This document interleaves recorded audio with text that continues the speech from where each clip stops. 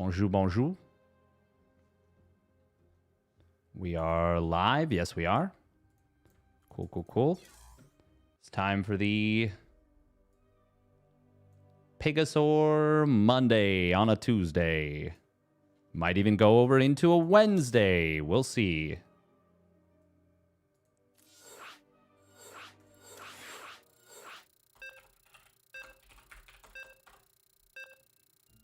We just get a perfect timing into a game we might have done. We're going to switch off webcam for now. Because we'll probably be on webcam a whole bunch tomorrow. I don't know. Oh, score is 0-0. Nice. Look at that. What a gent. This epic. Oh, man. What a great match to just immediately get into.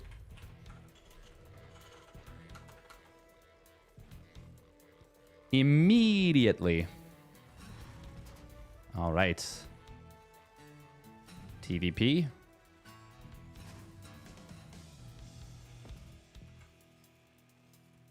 We already have a match. We do already have a match.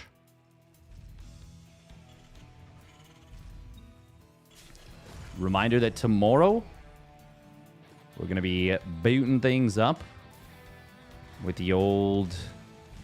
Oh, let's get a prediction going. Who will win this best of 3?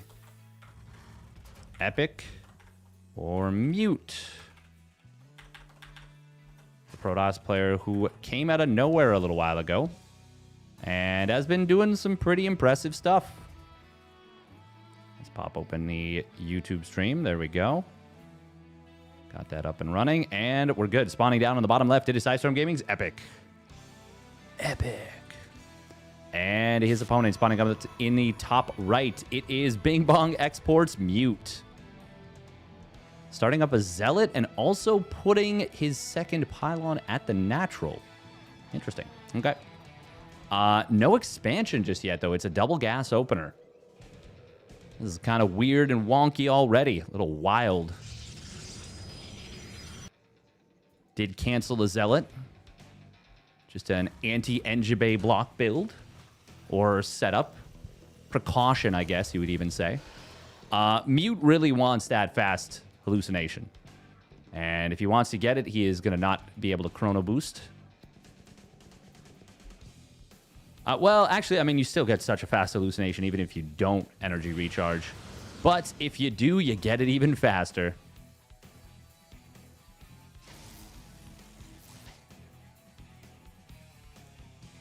Heck, in my day, the Sentry didn't pick a fight with a Reaper. No, it's got high ground advantage. It's always going to pick that fight. What server are we playing on? Central. Okay. Oh, is that shield battery a little bit clunkily placed? It's fine. The probes can just go this way. No biggie. Hallucination. We'll see a very quick tech lab. Not a big surprise there. Is the Twitch front page today? It is tomorrow. That is going to be happening tomorrow. I'm quite excited about it. I've got some stuff planned for it. We are going to be doing some hopefully cool stuff with Holdout Challenge. So I have one time slot already set up. So we're gonna get Trigger in here for the final 2 hours. He is going to be playing against some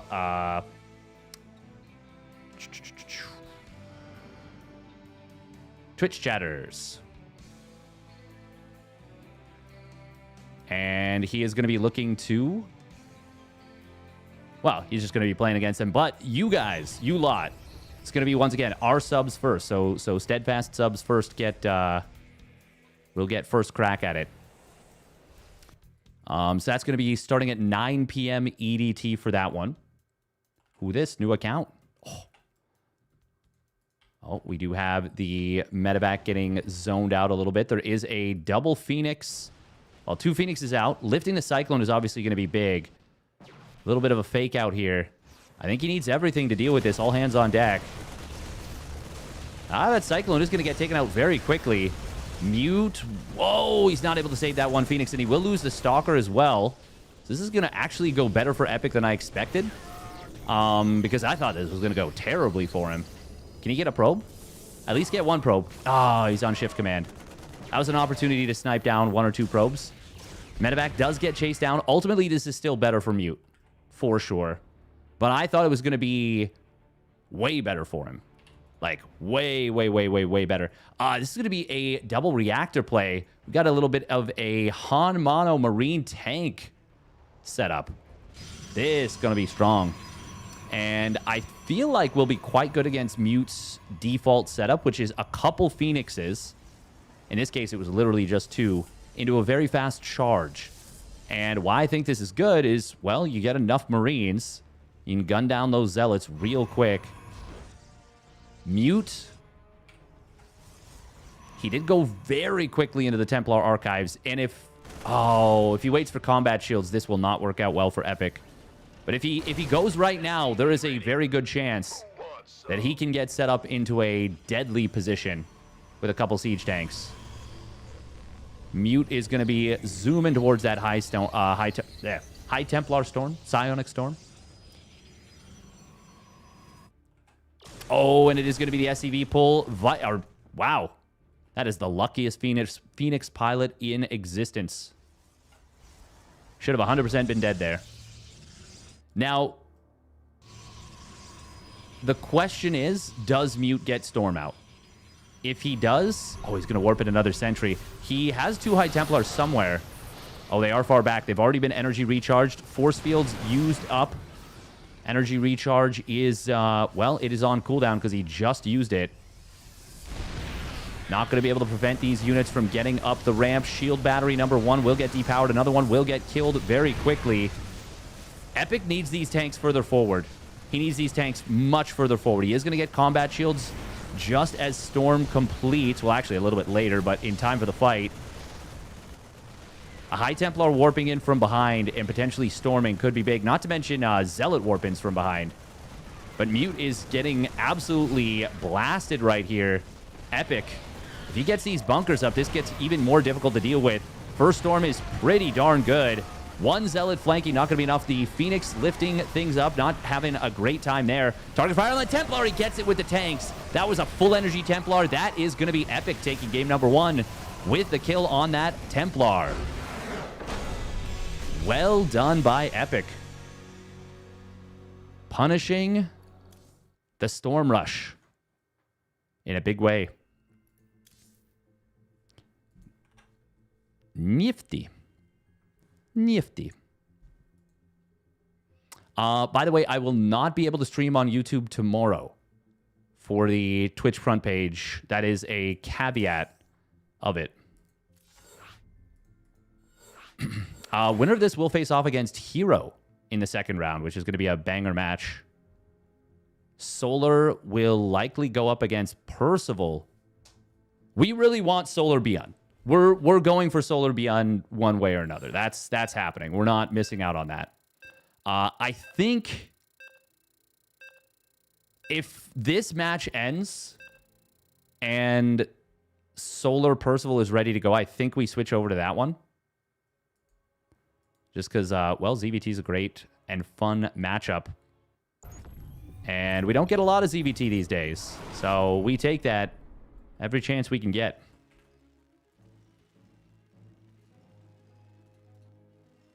All right, here we go. Spawning up in the top right for Psystorm Gaming, it is Epic. With a nice little SCV pull. Marine Tank SCV pull. Spawning down on the bottom left, it is Bing Bong Exports Mute. Every time I say that team name, it makes me chuckle. But yeah, what we're going to be doing tomorrow. I am trying to line up another pro player for... So yeah, we're live 3 to 11 p.m. tomorrow on the Twitch front page. Going to go live a little bit early. And then we will have subscriber subscriber holdout challenge. So whoever can last the longest against Trigger and against the other player that I'm trying to set up will win a little bit of cash, a little bit of moolah.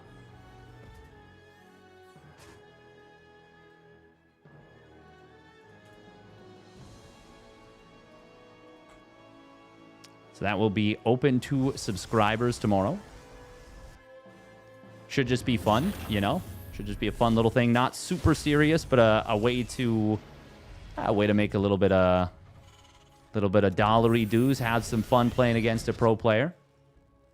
Provide some content.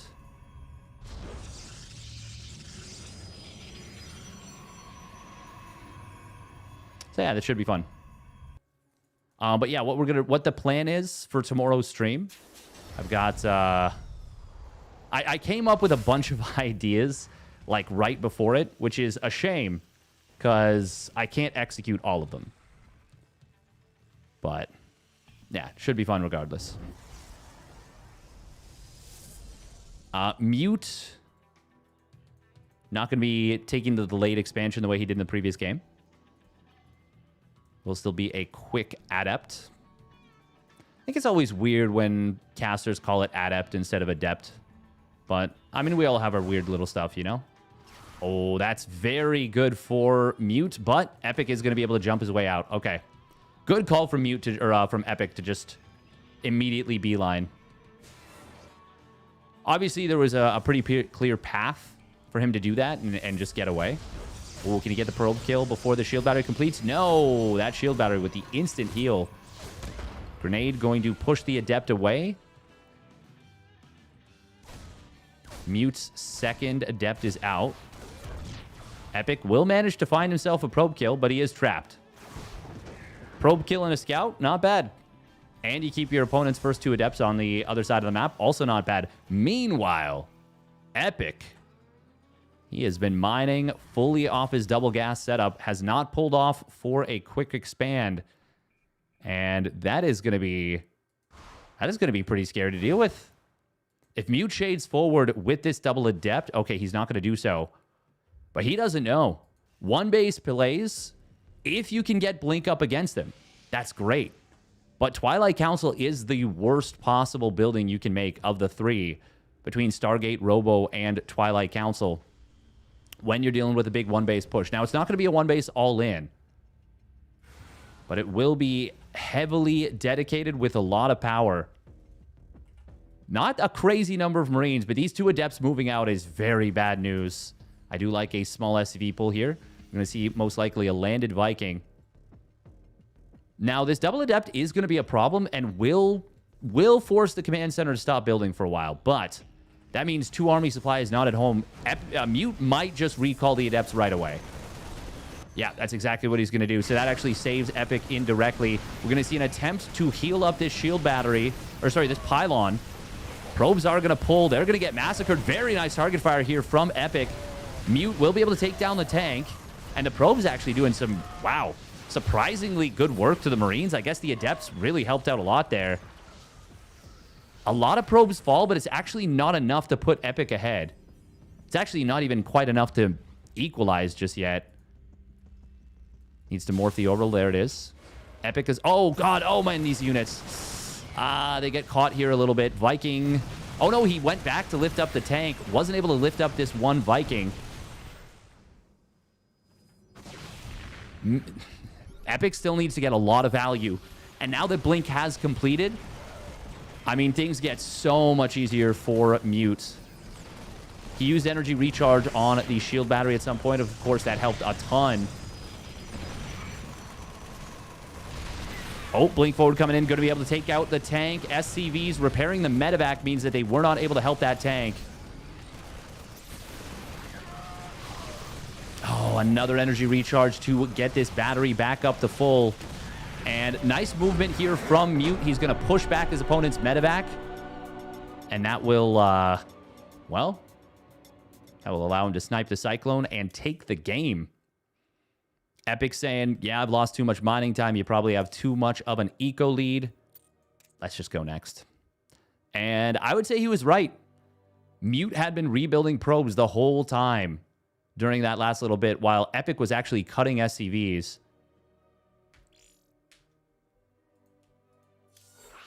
Blink needs to be Tech 3 for toss. That is definitely a take. The thing is, you would have to buff the Stalker pretty significantly to make that even remotely okay. And then once Stalkers had Blink, they would be crazy strong. I do think the Blink Stalker is starting to be exposed as a little bit of a troublesome unit in the sense that it's just really freaking strong. The Cyclone breaks that. You're only thinking wall. All right, here we go. Spawning down on the bottom right. It is Psystorm Gaming's Epic. In the bleu. And his opponent spawning up in the top left. It is Mute. For Bing Bong Exports. God, every time. That just makes me chuckle. Chuckle.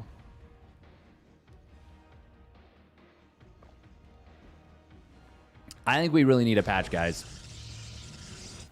I've been looking at the last few days, Twitch viewership. Even during Maestros of the Game, which was a huge tournament with some really high-profile players, a lot of people were not tuning in. Like viewership numbers were not high across many of the streams that I would expect to do very well. For me, it was actually really fantastic when I was doing it the first weekend. When was it scheduled? Was it NA time? It was an NA-friendly time for Maestros of the Game, yeah. I mean, it was on a weekend, too. It was at 9 a.m. EDT, which is 3 p.m. Central. Now, granted, the viewership was split up between a lot of the big streamers, like Pig, Wardy, and Rotterdam were all streaming it. And if you combine their viewership together, it was pretty good. But like I've seen Roddy get much higher viewership than that when he does the Monday Night Weeklies in the past. Like I want to say it was about viewership was about 12 to 1300 between the three of them. And there would have been people that were tuned into multiple streams just to support. I don't know how many. I actually don't know how many. I don't want to oversell that because, yeah, we should just go by the numbers as they were. And then I had about 200, I want to say. Which I guess you can't... Yeah, no, I had like 200. Cranky Ducklings had 100.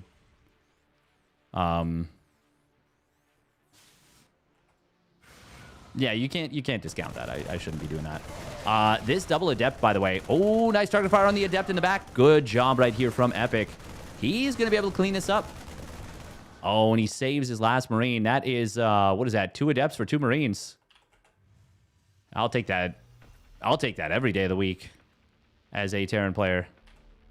Every day of the week and twice on Sundays.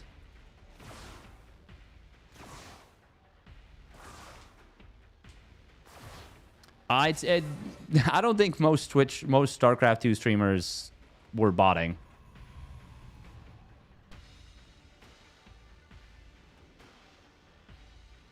Definitely not Roddy, Wardy, or Pig. Definitely not. I don't want to get into anything else. On call and there's SE2 to watch. Fantastic. Hell yeah. Hell yeah. Oh, does he keep the lock on all the way through? Cool. One more lock on and he would have gotten the kill. Watchtower. Very good for that. I've always... I mean, I'm a Zerg player, though. So this Watchtower is my enemy. But... I've always been annoyed by this Watchtower. But once again, Zerg, so makes sense a little bit. Oh, medevac is going to spot this. Did he? Okay, no, he didn't. He retreats on out. Blink is getting close to completing. Epic. Playing a little bit of a cure play a little bit there. Not exactly, but sort of. But sort of is a different player. Is this no, this is 3-gate blink. I was going to say, is this 4-gate blink? No. We're just 3-gate blinking.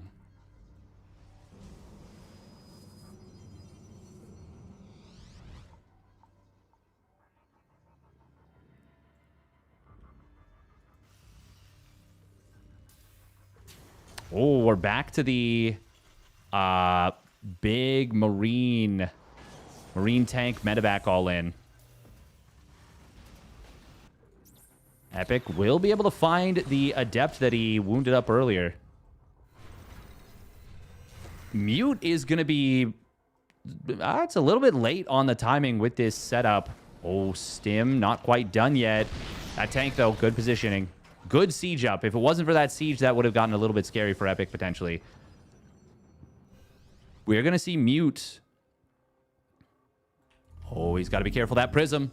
It is in some danger. Stim is done now. Epic going to go for the army instead of the units.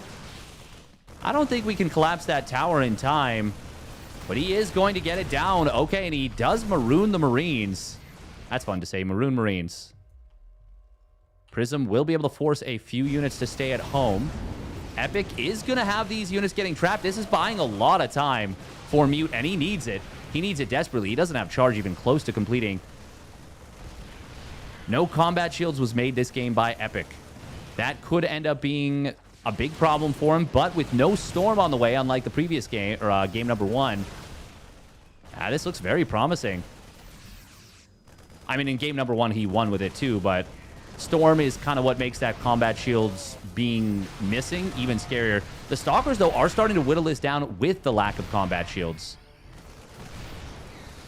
Prism not being brought back home. We do see the first gateway is going to fall. That is... oh, that's going to be a depower on the Robo. That'll mean no Immortal. The Immortal can be so valuable in this situation, and Epic knows that he's going after that Robo. Would love to see him spring these tanks forward. Really would like to see that. It's going to be recalled to the right, and an attempted flank from Mute. He wants to jump these siege tanks. Research finished.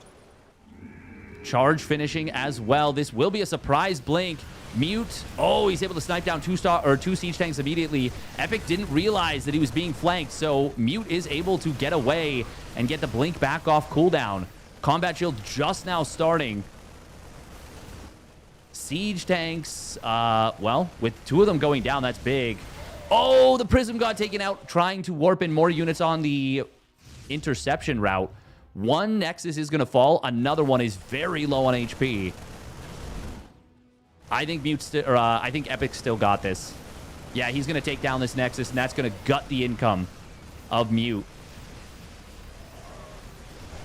Probes are not going to be able to escape here. They are going to get mowed down on the way out. Mute was floating a lot of money there at the end. Seems like he didn't have enough production online. Also, it looks like at one point he pulled off this gas. Forgot to resaturate, perhaps. Combat shields is on the way. Epic. Do you... I mean, you've got your opponent in such a tight chokehold. I don't think you need to let them back up.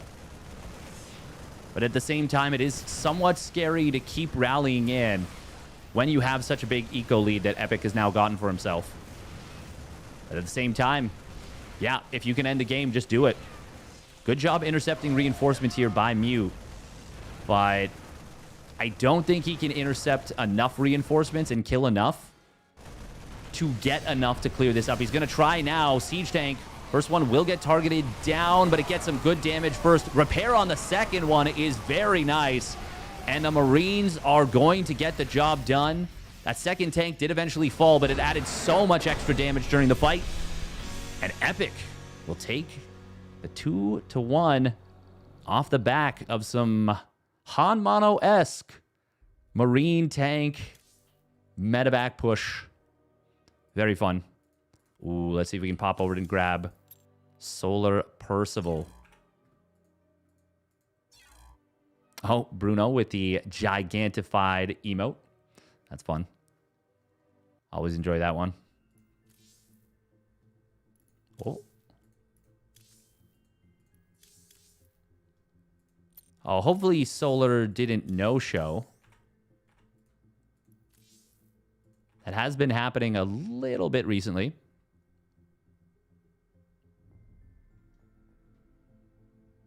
Day 17 of asking Zerg Shillman to play Witcher 3. Shillman. Zerg Shillman.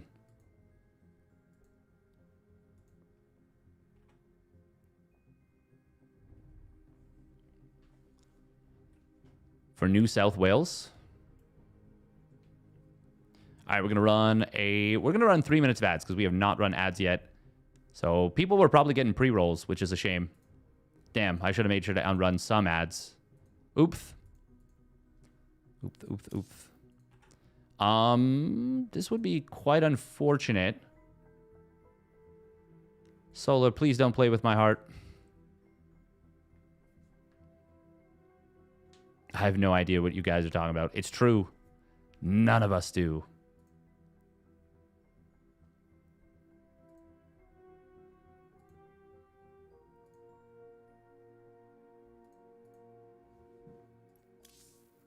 Maybe, yep, not safe for work light would make sense. Nintendo Switch. Ah.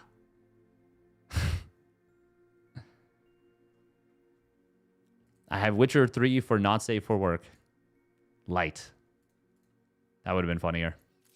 That would have been funnier. Oh, man, I really hope Solar's here. Solar, please save us from all the Terrans and Protosses. Please. I beg of thee. Oh, Solar's come online? Oh.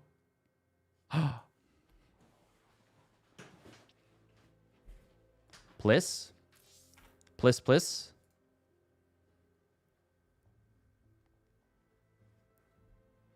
Pretty sure Witcher 4 is. A Witcher.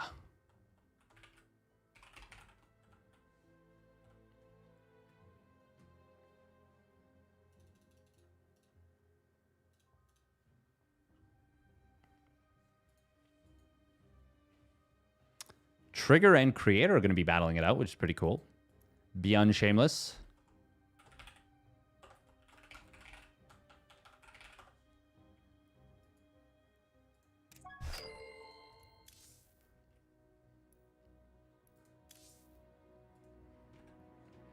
Yeah, we want that. Oh, wow. Balmy took a game off Percival. Oh, my God.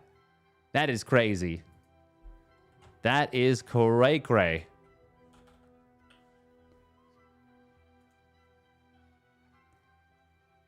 Percival, well, he's gonna be coming into this match tilted. You know that.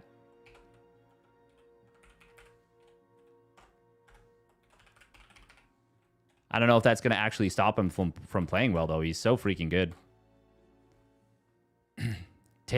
Not safe for work, but in a tasteful way.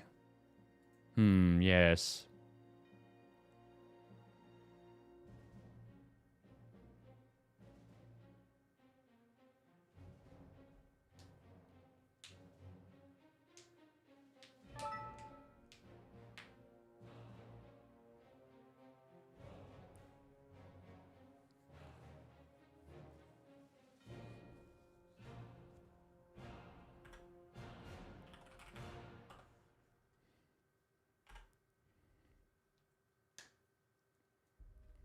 All right.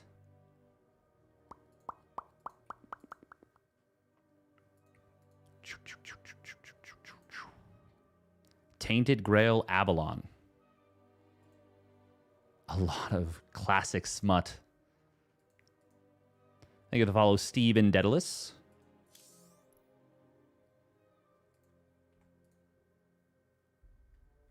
Daedalus. Yeah, I'm really happy we're getting a ZvT here. That's nice. It's nice. It's nice.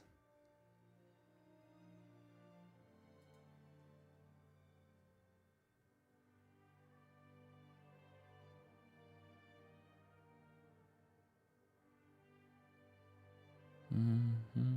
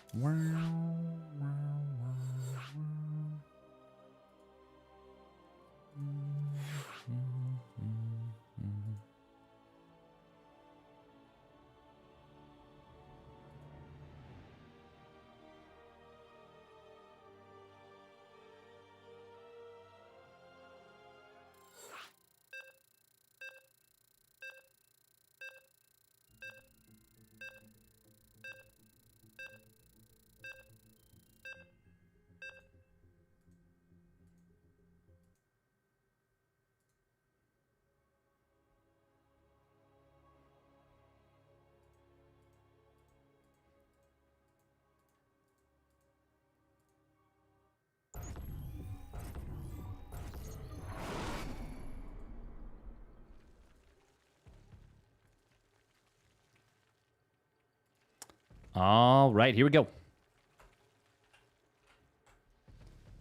ZvT, let's go.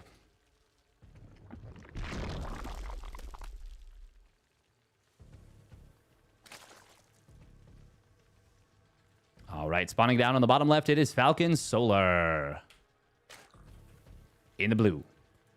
And his opponent spawning up at the top right, it is Percival. In the red. Why isn't Pig streaming? He is on vacation, I believe. So it is... He's currently in the UK, unless he's gone somewhere else. He's currently in the UK right now. So it's like, what is that, like 4:40 in the morning?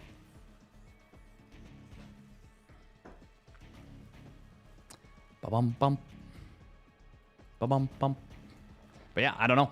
I don't know. Well, I mean, I do know. It's, yeah, 4:40 in the morning.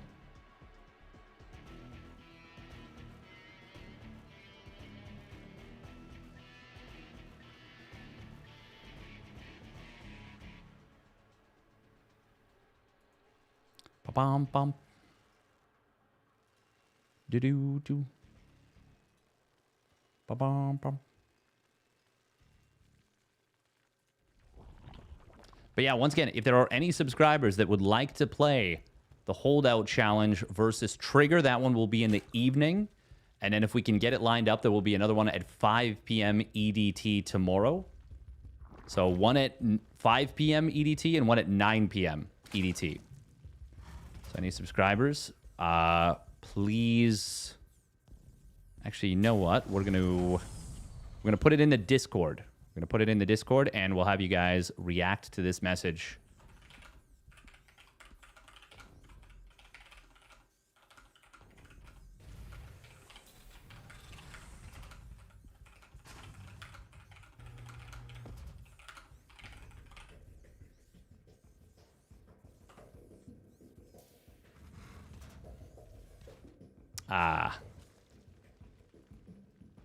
Oh. One Ling does get picked off. Sorry, guys. We tabbed out.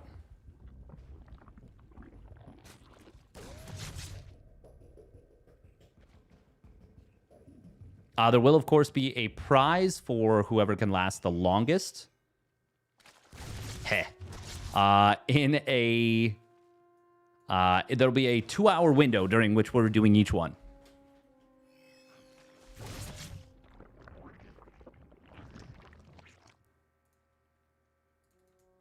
But yeah, also, if people enjoy it, this may be something we turn into a monthly thing.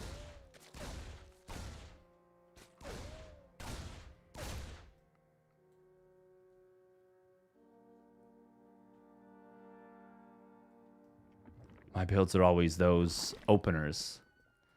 It would be fun to just, you know, see what's going on, see what people have in store.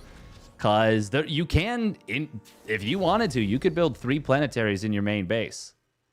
You could absolutely do that. Oh, Ling's a little bit lined up here. We are going to see this Hellion drive-by already getting a good amount of damage. 3 drones getting picked off very quickly. Nice usage of the Reaper's faster attack rate to target down the 1 drone that was over here. 6 drones going down. This is a phenomenal setup. Oh. Reaper and Hellion will get chased down, though. That is some really good damage, though, to start things off. That'll slow down Solar massively. Massively slowed down. You got to make it fair game, like 5 minutes, no rush. I mean, I could put some limitations like, you know, the player can't make... They can't go like 3 racks Reaper or something. Or like... Yeah. But I don't have to put any limitations in terms of whatever. It would just be something that, you know, would probably... I would try to make it so that if it's like a Bronze League player... I would like ask the player like, hey, maybe don't go crazy with like a cannon rush or something. Whereas if they're like masters, it's like, yeah, have at it, go. What is the challenge? It's going to be also welcome Juggernaut Jason. The challenge is going to be a holdout challenge. That's going to be happening tomorrow at 5 p.m. EDT and 9 p.m. EDT. And there will be a cash prize for each one, for whoever can last the longest against 2 pros. Well, against a pro each time. Second pro at 9 p.m. is going to be Trigger. Still trying to sort out who the first pro is going to be. Where's JJ? I guess YouTube. he is the one with the sword. And yes, this is a part of us being on the Twitch front page tomorrow. Oh, Hellion's poking in again. Banshee in the main base. Oh, that hold position spot is nasty, but you got to move the Banshee away. He's taking a lot of damage. Going for an extra drone there. So greedy, he's going to lose it. That is not worth it at all. Ling's distracting, but the Hellions at the front are doing work. Oh, man. Percival is putting so much pressure on his opponent. Killing many drones in this early and mid game. But he lost the second Banshee too. I mean, that's awkward. That's really awkward losing those Banshees. He has kept the Hellions alive, which is great. Solar still has some pretty nice creep spread, but finding these 2 tumors on the top left edge is very good. Solar, with the Queen count still quite high, is going to be able to respread that. He has, of course, gone for the Ling Bane. And a very quick infestation pit here. First set of Marines on the left side. Or, sorry, on the right side. I was looking on the left. Literally. God, the amount of times I mix up right and left in StarCraft 2. I don't do this in real life. I know right and left. I just rush it all the time. 1-1 is going to complete. No combat shields. That's a little bit late here for Percy, but he's right into his 2-2. He does have a 4th CC and a 2nd factory already done. Percival's infrastructure and economy are roaring. Solar going to give up this base on the bottom right. That is never a situation that feels good. And especially once he sees this 4th CC, that is going to make him feel even worse. But he will get in here and find a lot of SCVs. This is enough Marines to clean this up, though. Or at least push it back. 5 SCVs is not bad. I would have loved to see Solar actually sack the Lings. Just put them on hold position when the Marines got over there. That would have been 15 dead SCVs, I think. At least 12. Oh, Solar is going to take a fight on creep. Percival far too far forward. And that is a very good engagement for Solar. Really needed a cleanup like that. Marines are still alive, and that's a bit of a problem, but these medevacs, they got to be careful. They're getting quite close. Oh, he loads up in the low HP one, and it gets blasted out of the sky. That is -10 supply for Percival at a pretty critical juncture, just as Solar is starting to gain a little bit of a footing in this game. Siege tank in the back. Banelings not being targeted. Good surround. I don't even know how that got surrounded.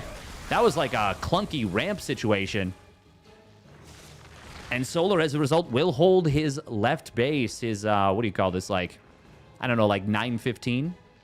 It's a little past 9 o'clock, but it's like, it's not crazy past. Like 9:15, yeah.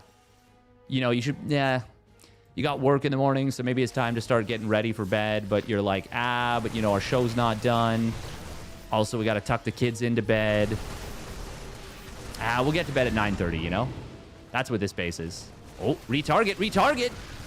Oh, Percival. Almost getting a big cash money Baneling detonation there. Solar, I'm very impressed with his ability to bend but not break in this game. I mean, he's been so good at that throughout his entire career in this matchup. Basically, since Hydraling Bane became a thing, he became one of the better, if not best, Hydraling Bane players out there. Widowmine's going to burrow up here. They do have their drilling claws. 2-2 versus 1-1 right now. Widowmines are mitigated very nicely by Solar, though.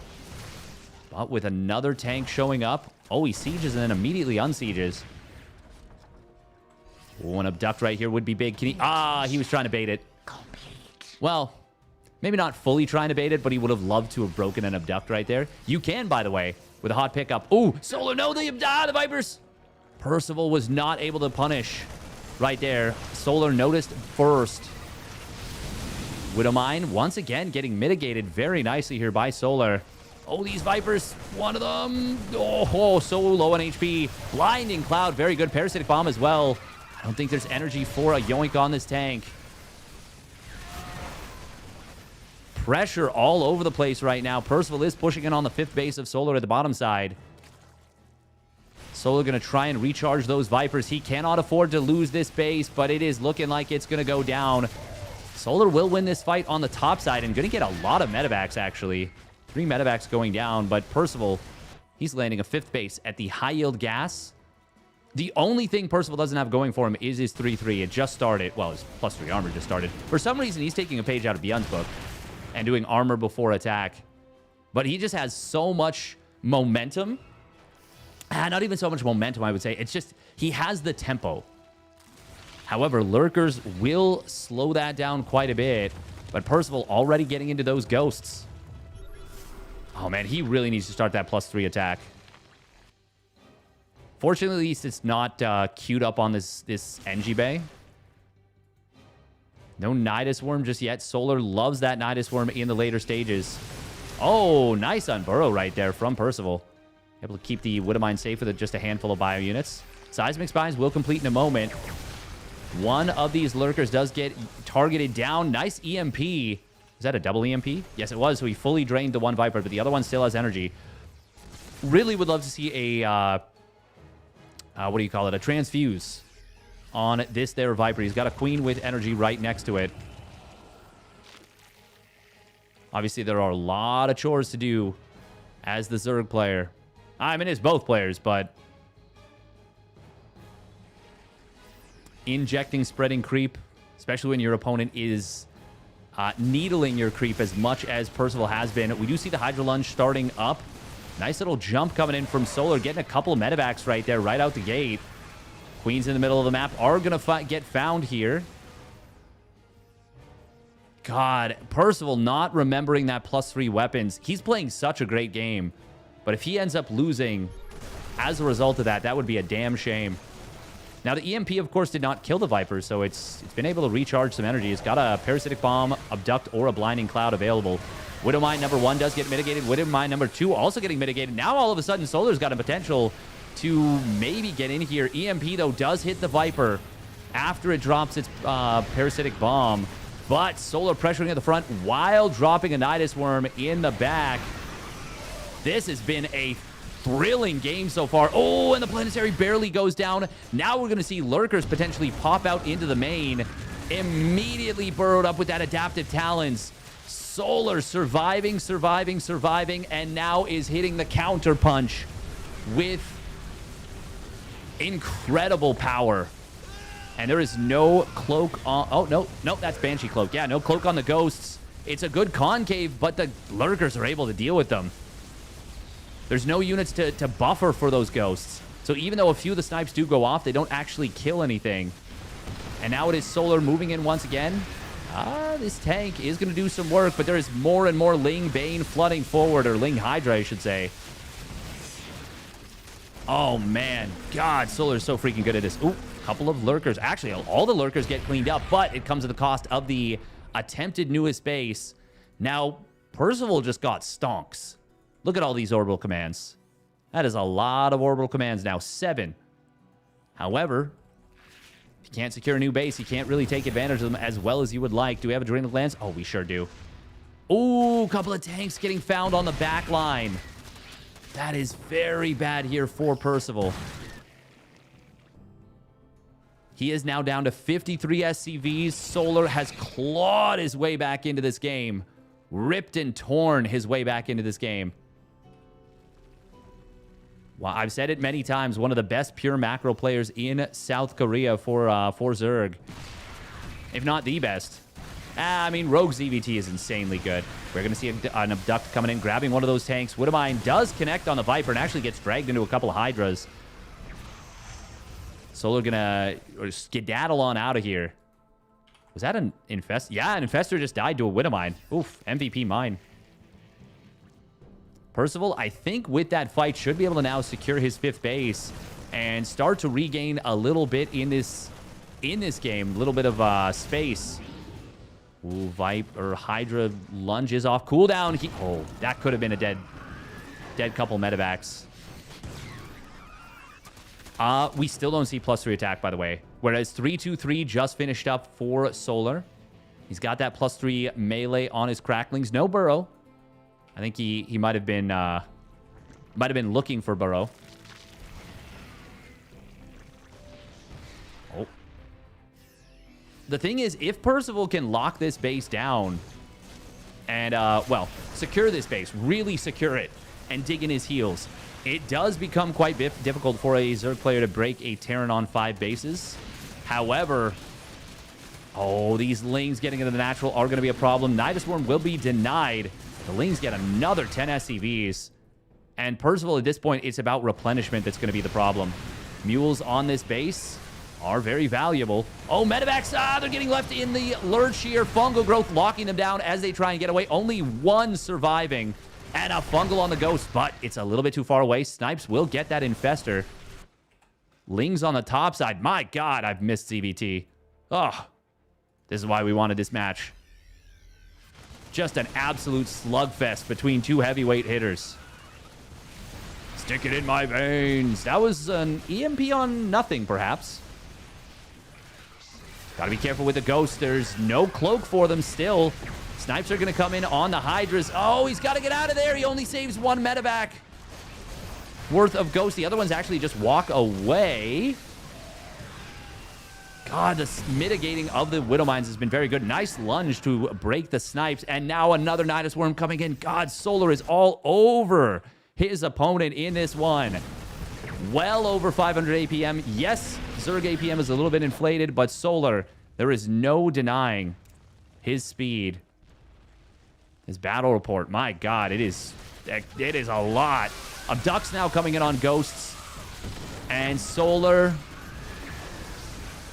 he's done it. He's done it. He's pushed this past the breaking point. I think one more round of Banes into this planetary, and I think it goes down. We're going to see the Lurker. Well, it's just kind of left here. I wouldn't have minded putting like 2 or 3 up here, but it's more of a distraction than anything, and it does draw the ghosts away. Solar, though, with no Banelings here, he's actually not able to crack this base.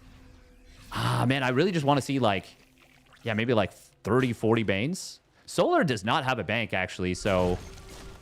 Well, maybe he's not at that point of the game. Also, Percival, if he can hold this base on the right side... Oh, if it gets revealed, that's a big problem for Percival, because he can't hold this currently. But Solar doesn't know about it yet. Ghosts, oh, they are going to be able to hot pick up out of here. Widowmines do get taken down before they can attack. And now this base... He's drawn the Ghost out of position. The Hydras have enough DPS to get it.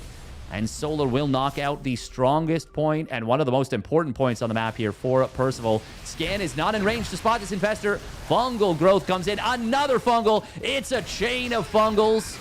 And it is a GG being called. Oh my god, Solar, you're insane. So freaking good at this matchup. Jeez. He's so fast. He's so fast.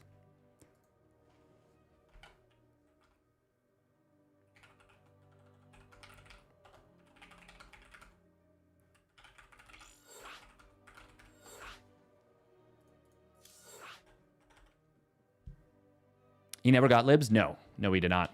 5 minutes of pure destruction. More like, I was like 12 minutes. But I guess 5 minutes of Solar, like, tearing Percival down there. Slowly but surely ripping him apart. Yeah, that was a great game. Phenomenal game.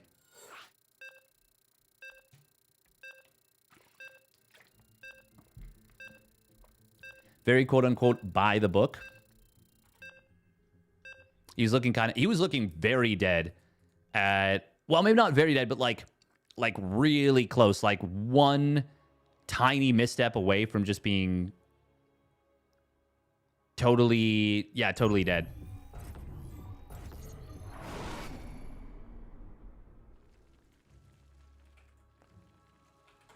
All right. Here we go. Spawning up at the top left of Persephone. It is Falcon's Solar. In the blue. And his opponent spawning down on the bottom left. It is Percival. In the red. Yeah, Percival was... Oh, man, he was in a great spot in that game. Not starting 3-3. Oh, that one hurts. That one hurts. Like, the macro was very good out of Percival, and he was in a really great spot off of the initial stages. He always wins like this, though. Yeah, like, he just doesn't die for a super, super long time. Barely doesn't die. And then gets some counterattacks going. Then it seems like, yeah, he'll get a Lurker Nidus play up in the main.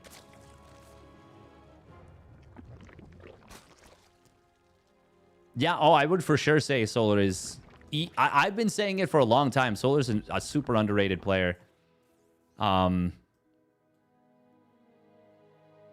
think it's because when you look at a Solar comeback, you're like, okay, he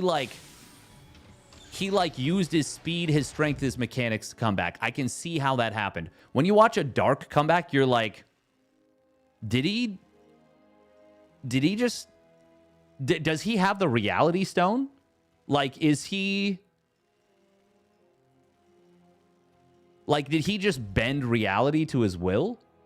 Like, what did he just do? I don't... Like, you look at it, and you know what happened, and you just don't understand how it happened. Because Dark will come back from, like, losing 20 drones in a ZvP before the, 4.5 minute, 5 minute mark. But, like, Dark knows exactly how to barely not die in multiple instances. It's just super cool. Super cool. Reality Stone is crazy. Yeah. Welcome, Wickle Harkle. It is a 6-ling opener here from Solar. He wants to really make sure he doesn't lose a unit. Lonky boys do go pretty hard. Especially if you can get them up in the main base like Solar did. The thing is, that wasn't even what won Solar the game. It was like, it was just death by 1,000 cuts after a certain point, you know? Yeah, for a bit. Before this patch, I would say he absolutely was.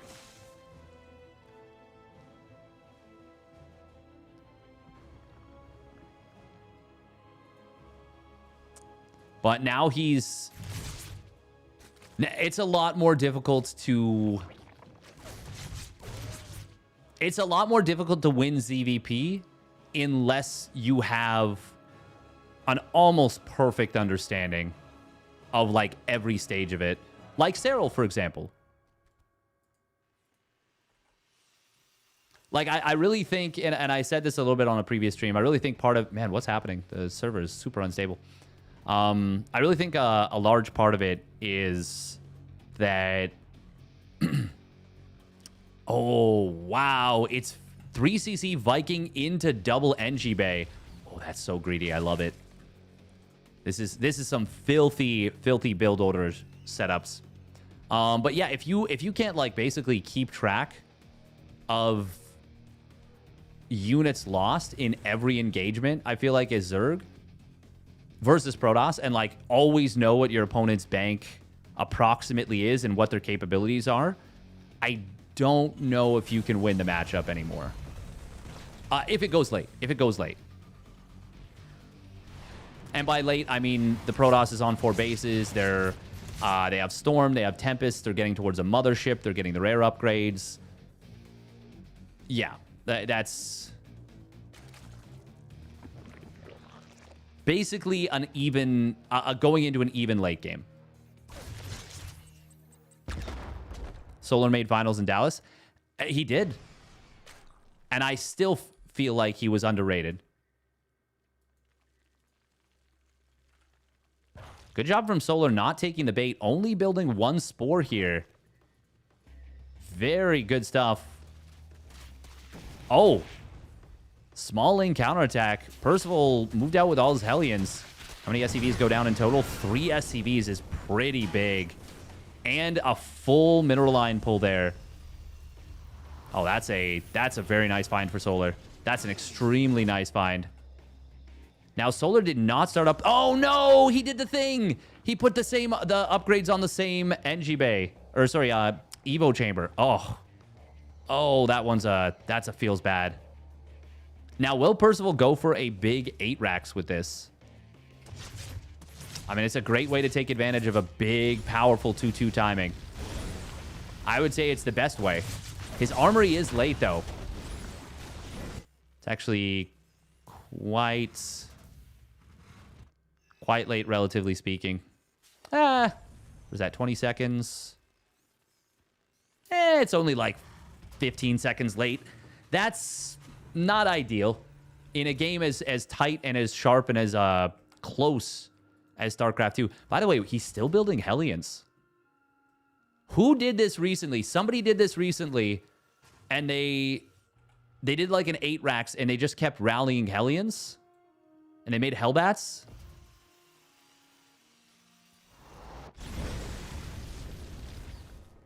Was it Maru? Oh, he did forget combat shields. You're right. Ooh. Well, that's going to make his 1-1 timing far less powerful, but his 2-2 timing is still going to be very deadly. Oh, this link counterattack. Oh, that depot. Also, this is not a wall. This is not a wall. Oh, boy, that's not a wall. +1 melee starts up as the +1 carapace completed. Widow Mine. Oh, my God, don't hit the SCVs. How many did it just kill? We'll see in a sec. Baneling's on the bottom right, or I guess top right. Moving towards the bottom. Oh, that is a series of disasters for Percival is what it is. Percival killed more SCVs than Solar did with that counterattack. 4 SCVs going down to the friendly fire mine, it seems like. Oi, oi, oi. And this is super disruptive. Solar is ahead in army supply with a massive worker lead and a big eco lead and a 5th base done, for that matter. Oh, I love this, by the way, from Solar. Mining out this little mineral, these couple mineral patches. Look at this creep spread, by the way, out of Solar. This is outstanding. These 6th, 7th, and 8th barracks, by the way, are so late for Percival for a 3-base 8 racks. Oh, first medevac goes down. Second one, not going to be able to save the Marines. Man, Solar is cooking. Obviously, this really sucks about the melee upgrade, but all of the engagements he's taken, the counterattacks he's gotten, and now the massive eco lead, I think he's just fine. I'm gonna go out on that bold ledge and say that Solar is doing just fine here. There is a very small timing where it's going to be 2-2 versus 1-1. But, oh, Percival never actually fixed this wall. Solar is going to take advantage here. It's a funnel.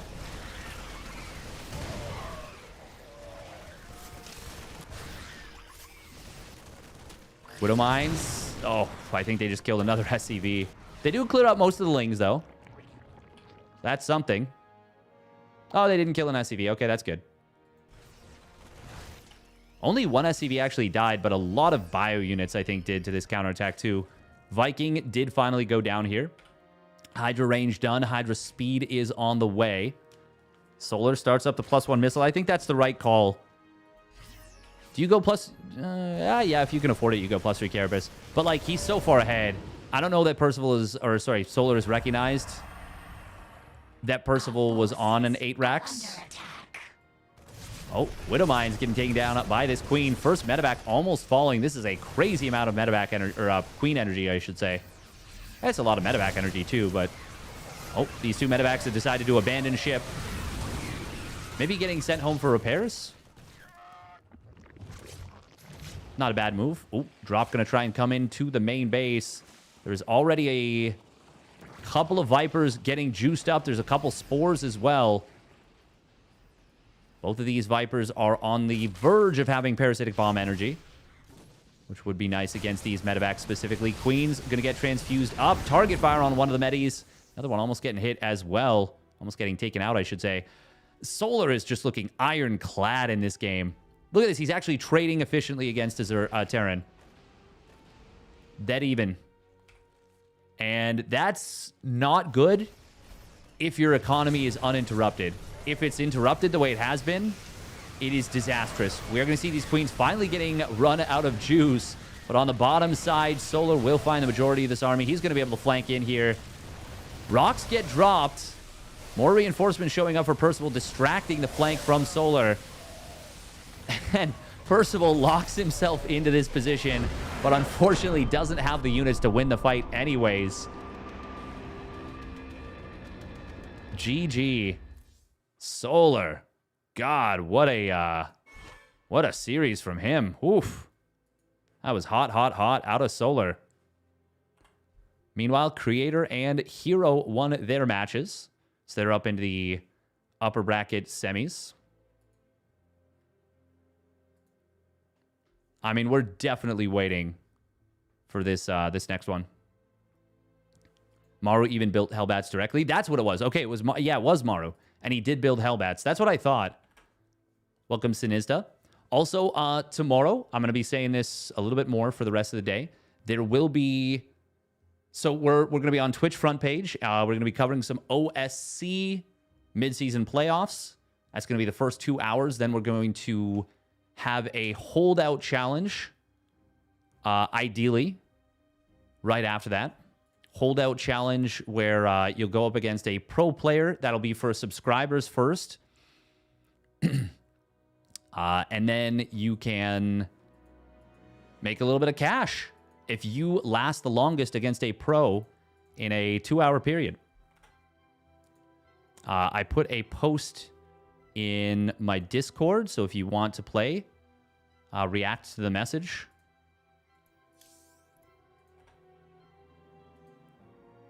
I recognize it is short. Jesus, Bruno. Jesus. Yeah.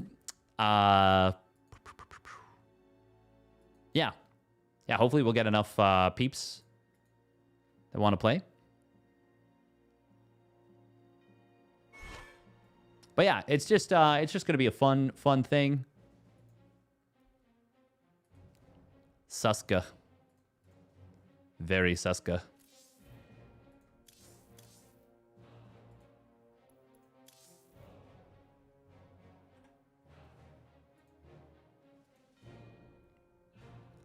Distracted?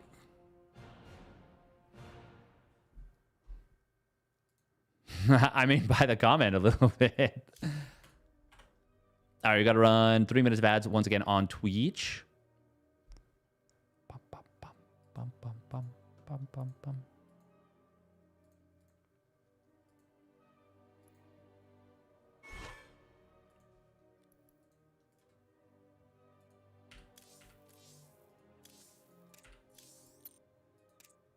I want to check NA as well, see if Bien and Shameless are still battling out.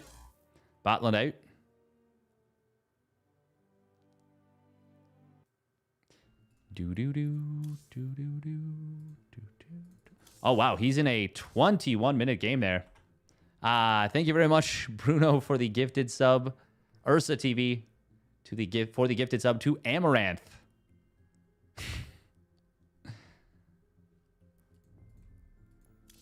Even more so now. Nice. All right, what is going on with Beyond and Shameless is the question. I don't know that we've got anyone covering that. Maybe Balmy? Is Balmy covering that? He doesn't post his stream ever on...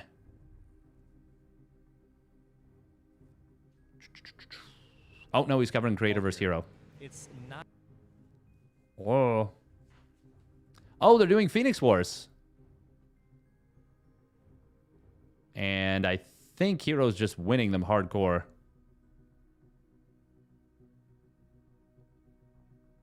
Is Defender's advantage enough? No? No. Well, maybe not hardcore. Winning by 1 Phoenix isn't crazy, but it's enough. Oh, man, it would have been really nice if someone were...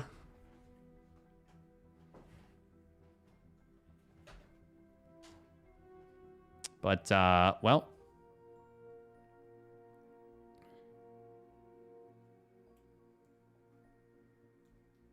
It is what it is.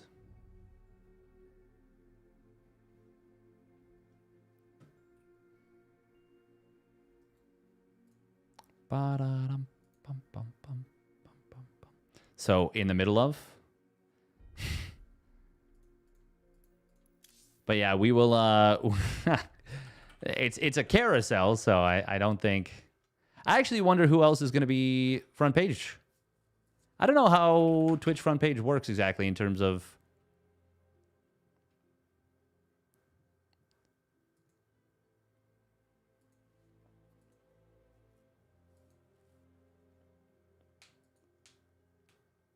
I don't want to set my expectations too high.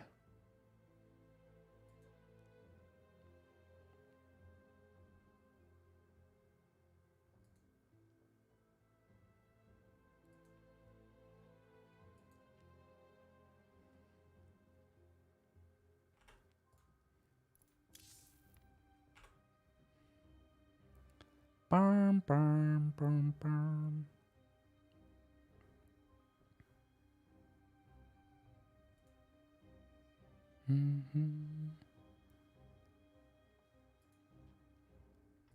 Actually, looking at the front page carousel, I think I may have set my expectations too high. Possibly. We'll see.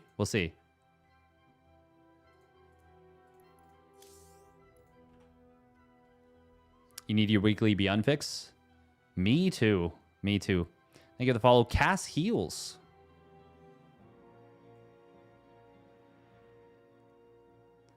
I hope that the heals go well.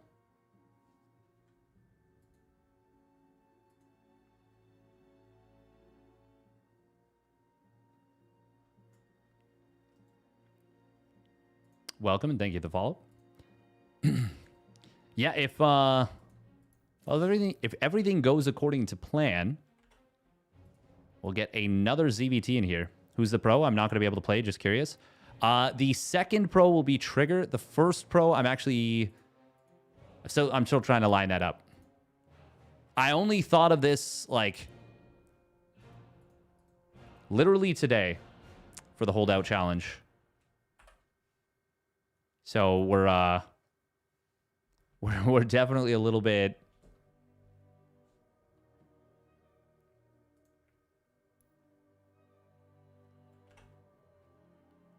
tight on the timing.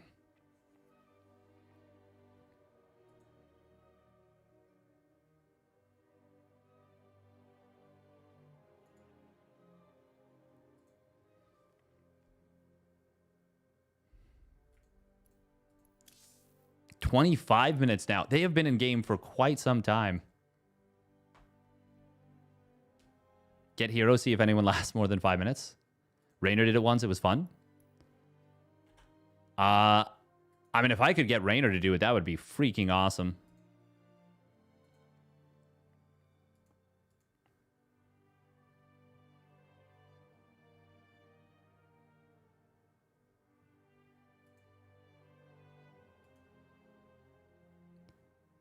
Do.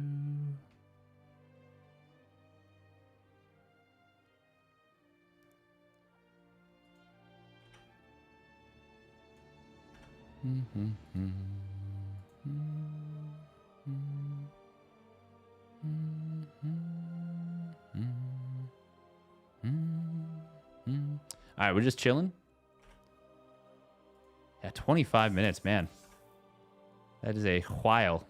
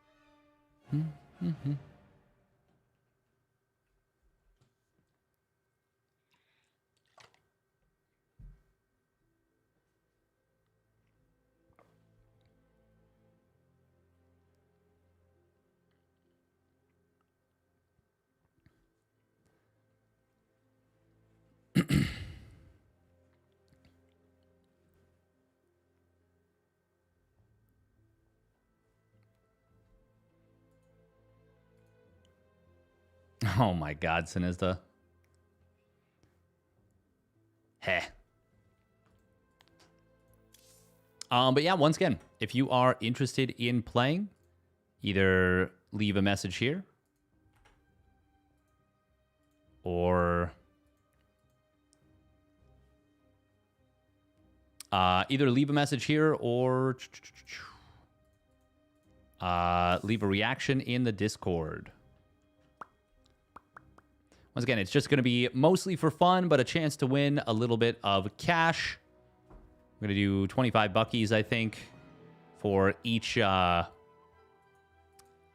longest lasting player for the holdout challenges. And once again, the goal is just to have some fun with it. That's the entire thing. That's the entire thing. Either be in class or bed when it happens, so I can't. Ah, too bad. Too bad. I mean, we did do this with very, very short notice. What if someone beats the pro? Well, then I think that they just win.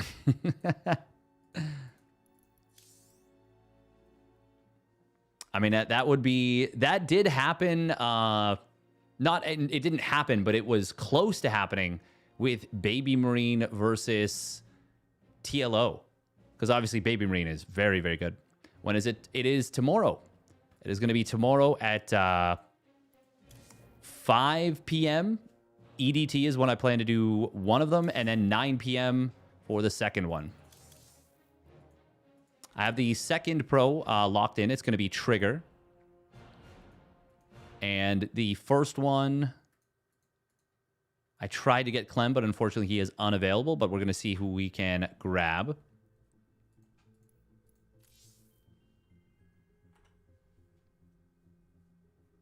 And once again, whoever lasts the longest will take home a little bit of cash. Oh, shit. It's here. I sign up through the Discord. Yeah, you can... Oh, why does exclamation Discord not bring up my Discord? It should.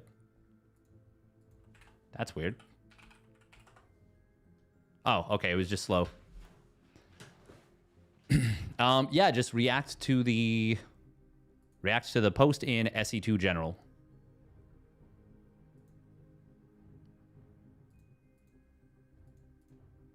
And if enough people sign up, then we'll do it so that they play one and not necessarily the other. But if not enough people sign up, you could sign up for both. You could sign up for both. Thank you, Droxid. Although we'll probably open it up to non-subscribers first before we do players able to play both. But we'll see. We'll see. We'll see how it works. Only flans. Nice. Have you already made the post? I did. It should be an SE2 General.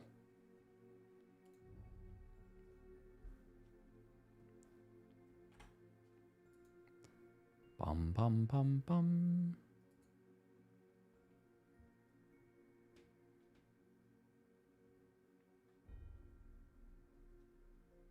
Mm-hmm.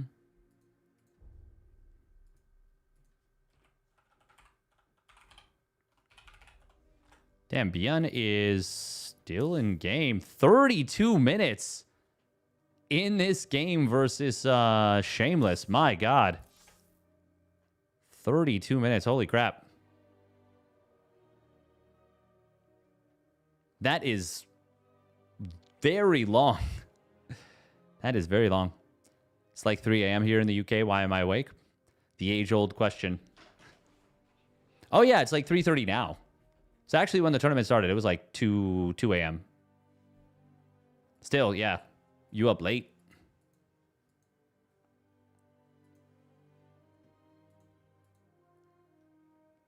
Hey, welcome Quags Gaming on YouTube. Yeah, Shameless has been really, really good recently. He has been, like, incredibly strong. And I've been very, very impressed with his play.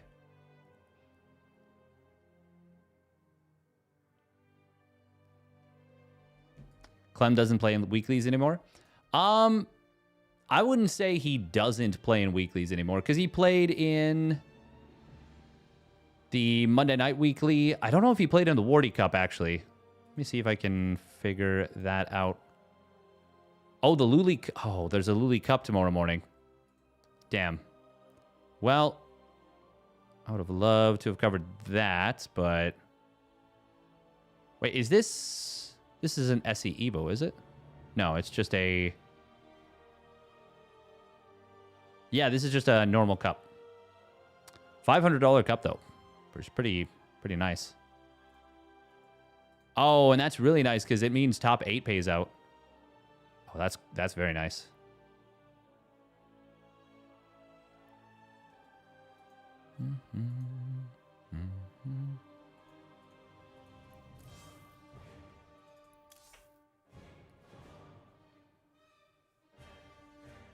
Remember when Mana smurfed versus Parting in a holdout challenge and beat him?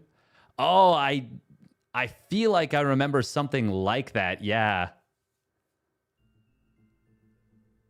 Yeah.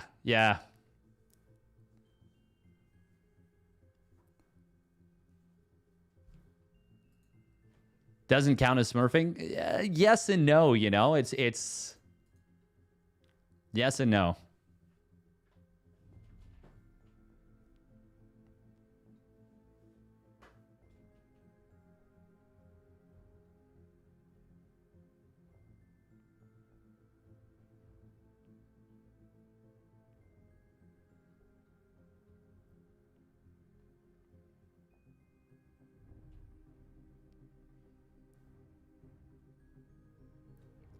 Bum, bum, bum. They are still going at it. 34 minutes and counting.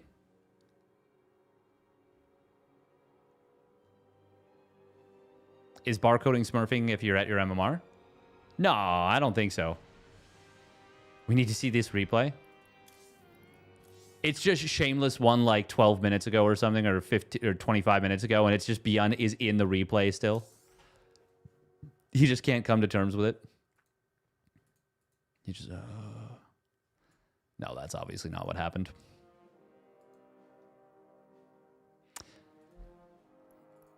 I personally don't like barcoding. I think it's pretty corny for the...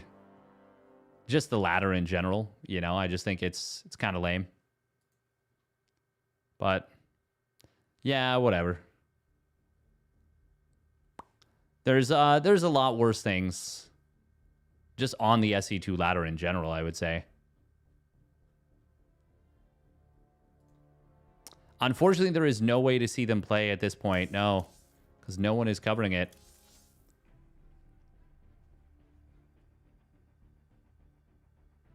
Mana wasn't barcoding. He was recruited by Pig's wife to troll partying for fun, and he used the fake name Hard Claymore. That's pretty funny.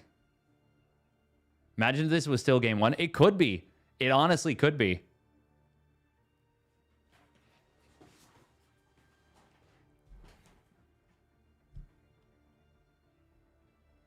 Apparently, there's an offline final, and they require payment up front. Wait, what?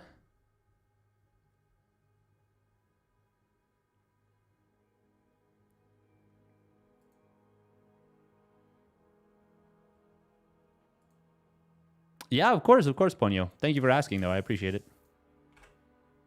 Yeah, that's hilarious. That's a little piece of StarCraft 2 history. I vaguely remember that. Once you brought it up, I vaguely remembered it.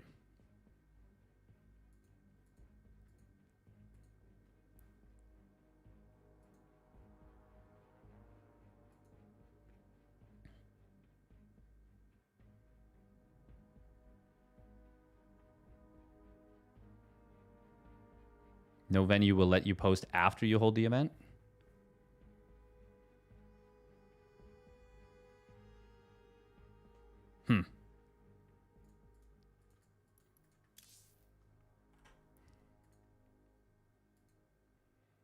Oh, no, you definitely need to pay pre-rental for sure. I'm sure about that.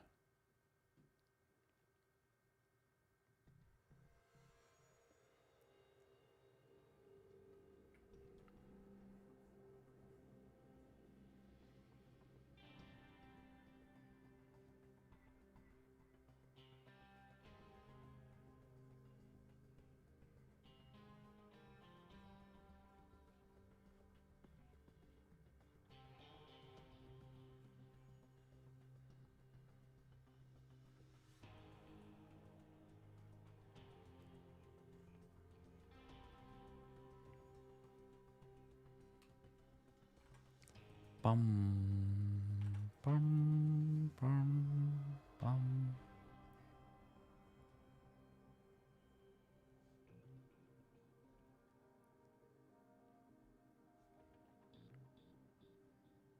Do, do, do, do, do. Do, do, do, do, do.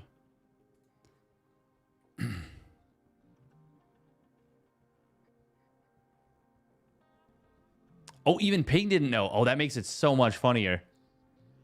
Mana didn't know that it wasn't Pig, and Pig didn't know that it was happening. Oh, that's so funny. Like 4,000 MMR on EU? Oh, God. That is very, very funny. Dot's a gem.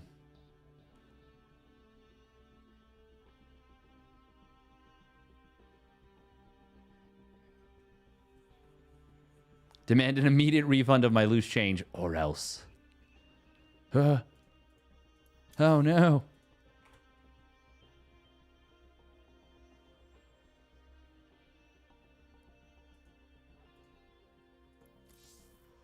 They're 40 minutes in the game. What is happening right now?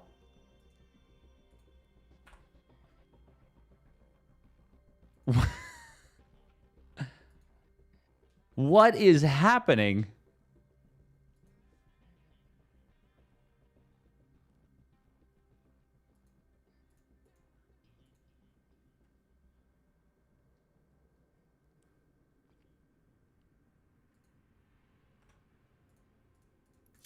Oh, Beyond. Okay, Beyond just went offline. Does that mean...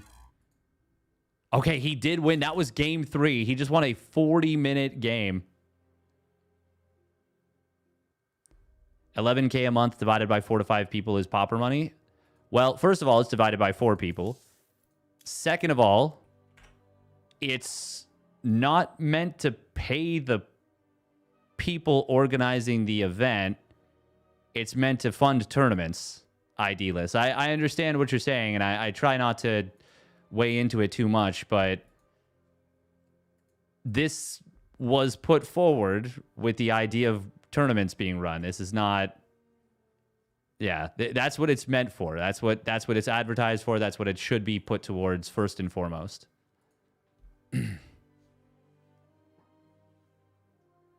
I don't want to get too into it, but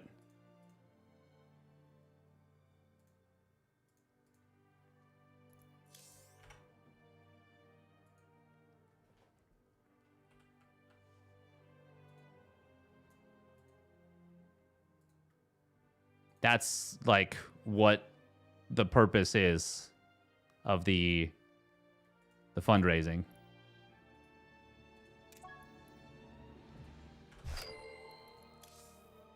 Like, it'd be totally different if it was like, hey, this is to make it so that, you know, we can fund X number of organizers and also we'll run some tournaments with the leftovers.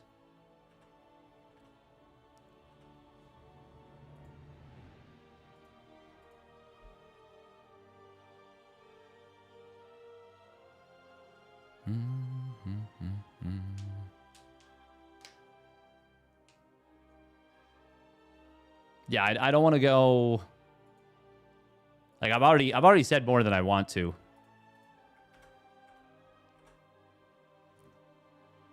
Are sign-ups still open for this tournament? It is currently happening now, so unfortunately not.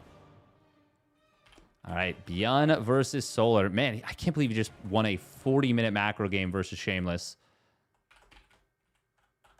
That is very cool.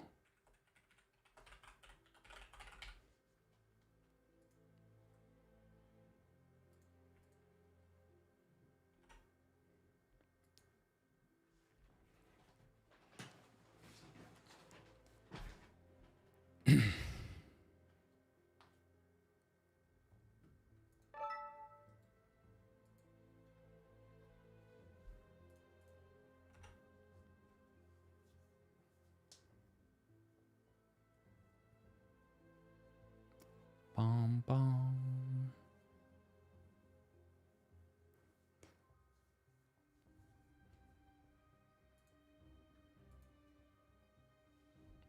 Do, do, do, do.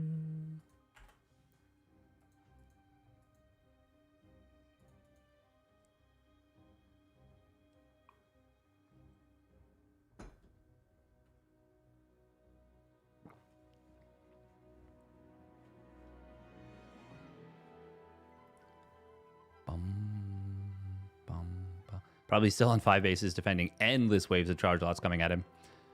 He has to have gotten up to at least 7 bases, but I'm picking up what you're putting down. We do a little bit of memeing. Pig is running the tournament. Well, it is called the PiGosaur. It is called the PiGosaur Cup, but it is a lot of the organization is done by someone named Proto-Stegosaurus, who's an awesome gent. Awesome gent.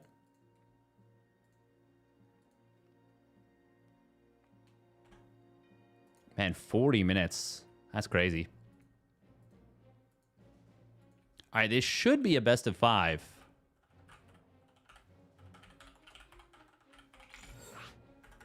Poor Beyond's going to be exhausted, though, for sure.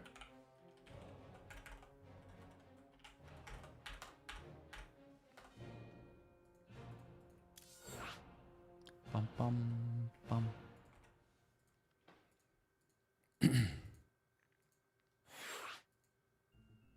Oh, did you mean sign up for lasting the longest versus the pro? No, that is absolutely still open. That is absolutely still open. Quags Gaming. I will say I'm not allowed to stream on YouTube while I'm on the Twitch front page. So, yeah. Steadfast is running with the ladies. Oh, my God. Heh. All right. First map is Meganatha. Second map is going to be Ultra Love. Third map is Tokamak. Fourth map is Torches. And then fifth map is Mola. I don't know what that one is, but it's fine. We'll figure it out on the way. When does Steadfast pick me up? Unfortunately, I don't think there's very many quick, direct routes to Australia. Straya. Yes, I can link that, though. Is Parting returning to SE2? I mean, that'd be awesome if he did, but unlikely, unfortunately.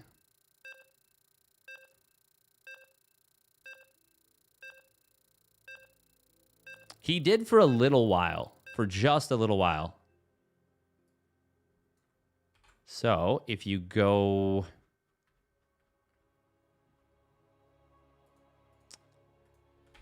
to the Discord...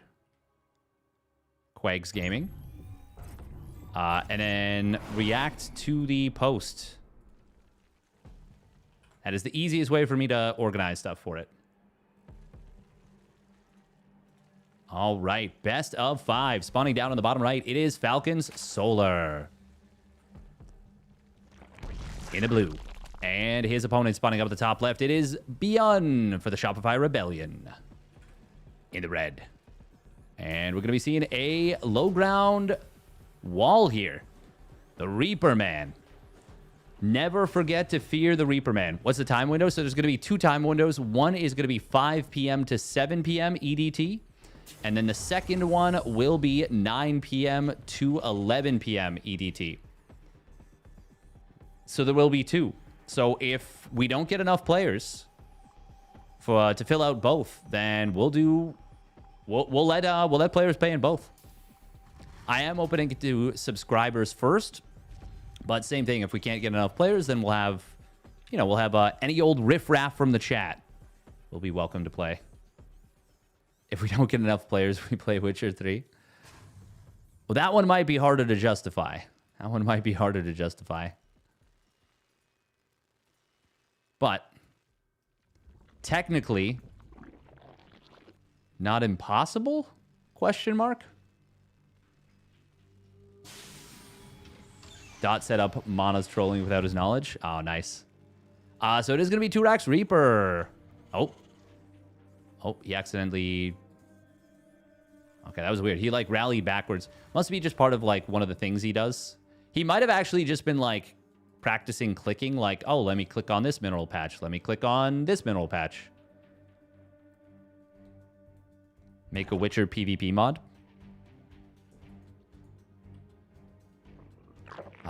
Every time I think about The Witcher, I always get sad about Henry Cavill and how much they wasted his passion and love for the project.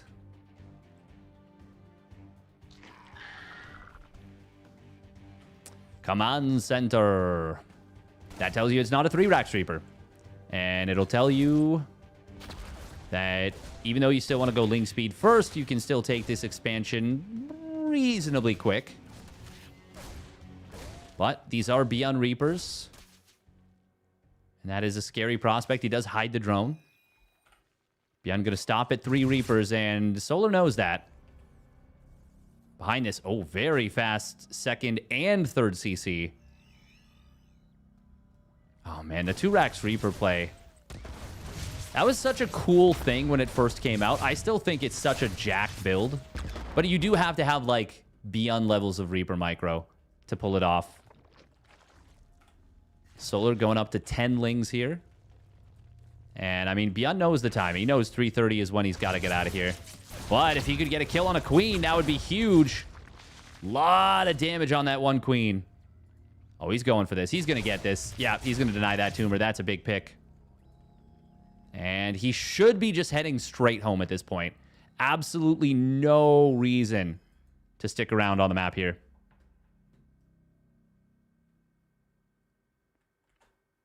Good actor, terrible show? Yeah, unfortunately. Henry would be proud of you playing Witcher 3. You know what? You actually are almost definitely right about that. My favorite was he was doing the interview, and they asked him, by the way, a little bit of supply block here for Solar. He was doing an interview, and they asked him, because he said he was a gamer, I think. They asked him Xbox or PC, or PS3, PS4. And he just looked at them and he's like, PC. Like, what are you asking me? What is wrong with you? He is a Warhammer guy. He loves Warhammer. He's a genuine bona fide nerd. Which is so funny because he was literally Superman and is so jacked and handsome. We are going to be seeing a quick 2-1-1 follow-up. Double medevac, 16 Marine drop. Actually, will he get 16 Marines in time? Only able to pump out 3 at a time. 9 now. I think he's going to have 15 Marines by the time these first 2 medevacs pop. Pop, pop. Oh, 2 more, 2 more.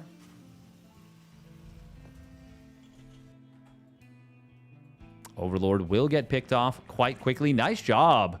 Bian has not yet lost a unit. Neither of them have, actually. It's just been creep tumors dying, but it's been quite a few creep tumor kills. What is that, 4? What do we get up to? 14 Marines? Oh, it is going to be 15. Okay. 15 as he moves out with the first 2 medevacs. Nope. He's going to keep this one at home. Okay, he does send it forward. Cool, cool, cool, cool, cool, cool. Scouting Ling will get scouted. We do have a siege tank starting up, and we should see the next bit of money into double upgrades, and then it'll be 3 more barracks.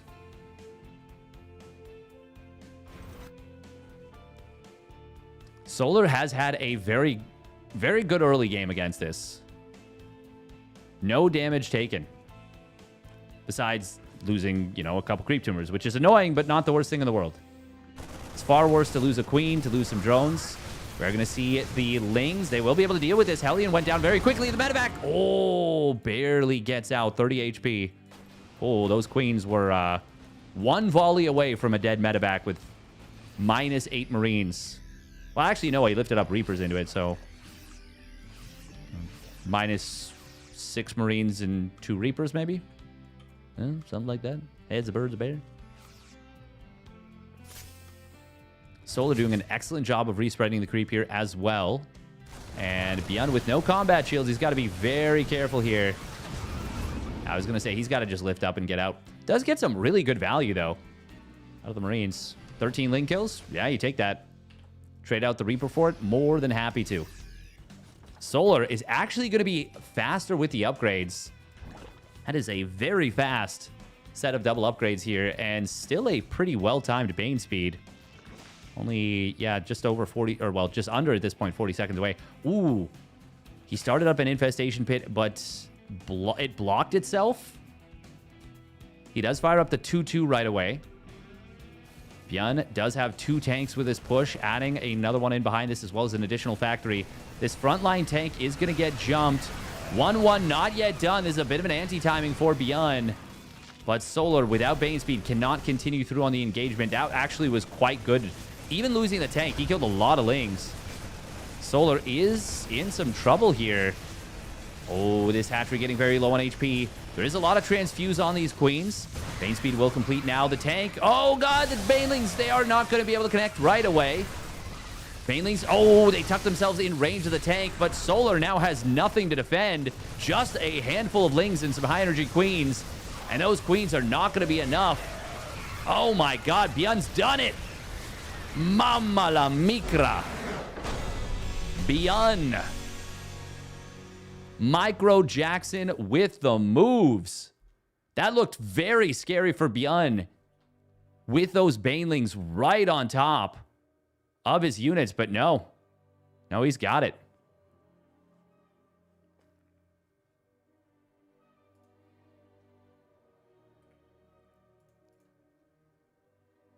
Oh, Forion signing up as well. Hell yeah. Love to see it. God, that was kind of sick out of Beyond. That was nuts.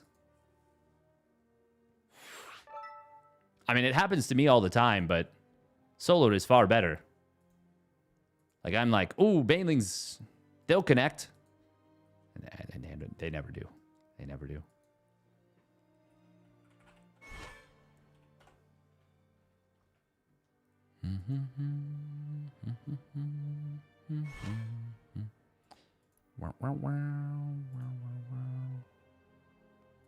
Wait, what is happening right now? You're all...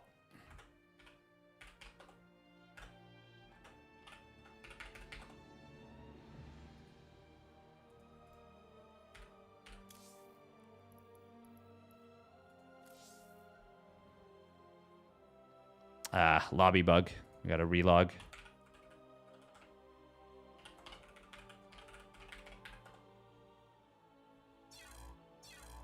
Hopefully it should be good now. I don't know if they have to remake the lobby. I don't know why that is the way that it is. Shouldn't be a thing. Okay. Yeah. Everybody got bugged. Okay. Why is that happening now? That's so weird.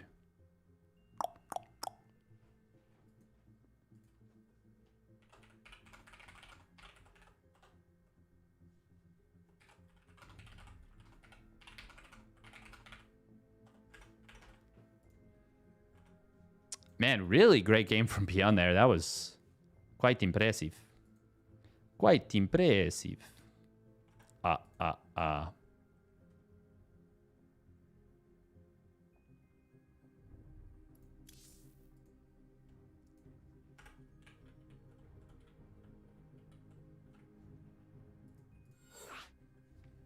right, game 2 is going to be on Ultra Love, which is going to be a good map for Beyond for the 8 racks.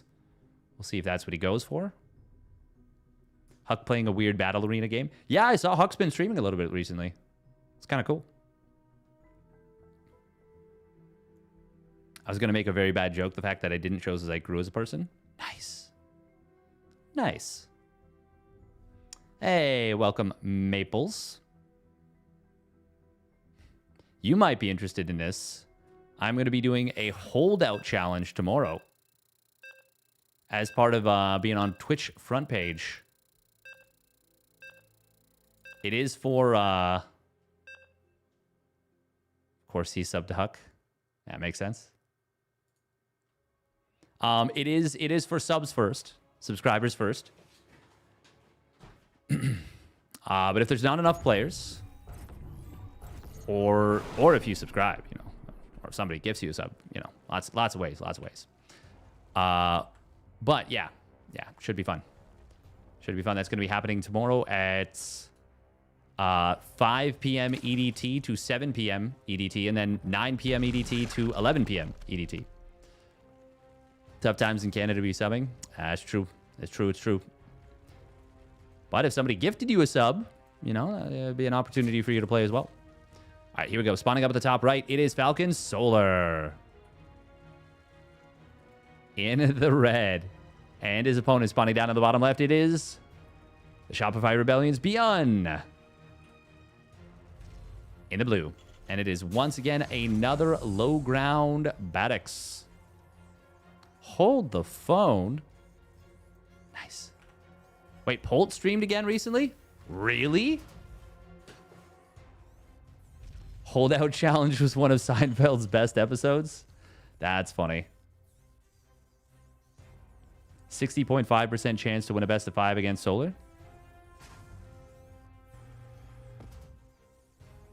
I could buy that. I could buy those odds. Is this an Extractor Trick 15 hatch? Yes, it is. All right. We were distracted,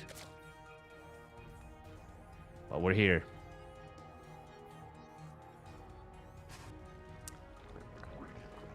Man, Beyond is so freaking good with his bio. He just puts so much pressure on you. He just doesn't let you off the hook.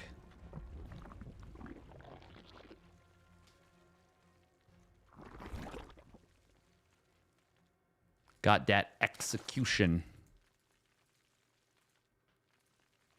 Now, Solar with this Extractor Trick 15 hatch will have the queens out earlier. Which, well, that's kind of nice. But he won't have link speed anywhere near as fast. Now, will he stay on 2 bases? That is a common play off the Extractor Trick 15 hatch. Another common play is to delay your... Wow, this Reaper got across the map so fast. Got across the map so fast. Did Beyond do like a 15 racks or something? Am I crazy? That feels like it was like way faster than normal. It is going to be a double queen opener. We are going to see Solar not doing the let me go to 36 of 36 and then build double Overlord, which is something that used to happen in Wings of Liberty, actually, interestingly, quite a bit. Which is funny because the supply setup was completely different. You smell some cheese this round? Could be, could be. We do have a fast third CC once again. Very similar setup, actually, from Solar. Or, sorry, from Beyond. No, completely different setup from Solar. I was about to say there's a layer on the way for Solar. He has a completely different setup. It's going to be a Roach opener, I believe. Roach, Roach, Roach. Yes, yes, yes. Your economy does kind of get boosted quite nicely off this as the Zerg player. Off this Extractor Trick 15 hatch. Obviously, the natural expansion of Beyond is not as up. It's not up as quickly as if it was a 1 Rax expand, but the third CC is obviously, it's very fast too. So it's just fine. Is it going to be the exact same setup out of Beyond here? Kind of looks like it. Yeah, there's the reactor. Okay, I think it is literally the exact same setup. 1 Hellion after the 3 Reapers. Fast +1 Carapace out of Solar. So we're likely to see a very quick Hive attempted. Very quick Hive attempted. Yeah.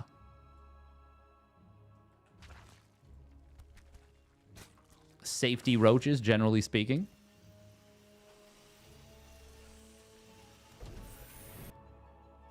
Now, there is always the potential Solar tries to get something done with Roach speed. The timing with Roach speed. Beyond deciding to turn around. Is he going to be able to kill this Roach? Gets the HP down in a hurry. But, I mean, it could have morphed into a Ravager. There was 1 more Roach there. A couple more coming in behind it.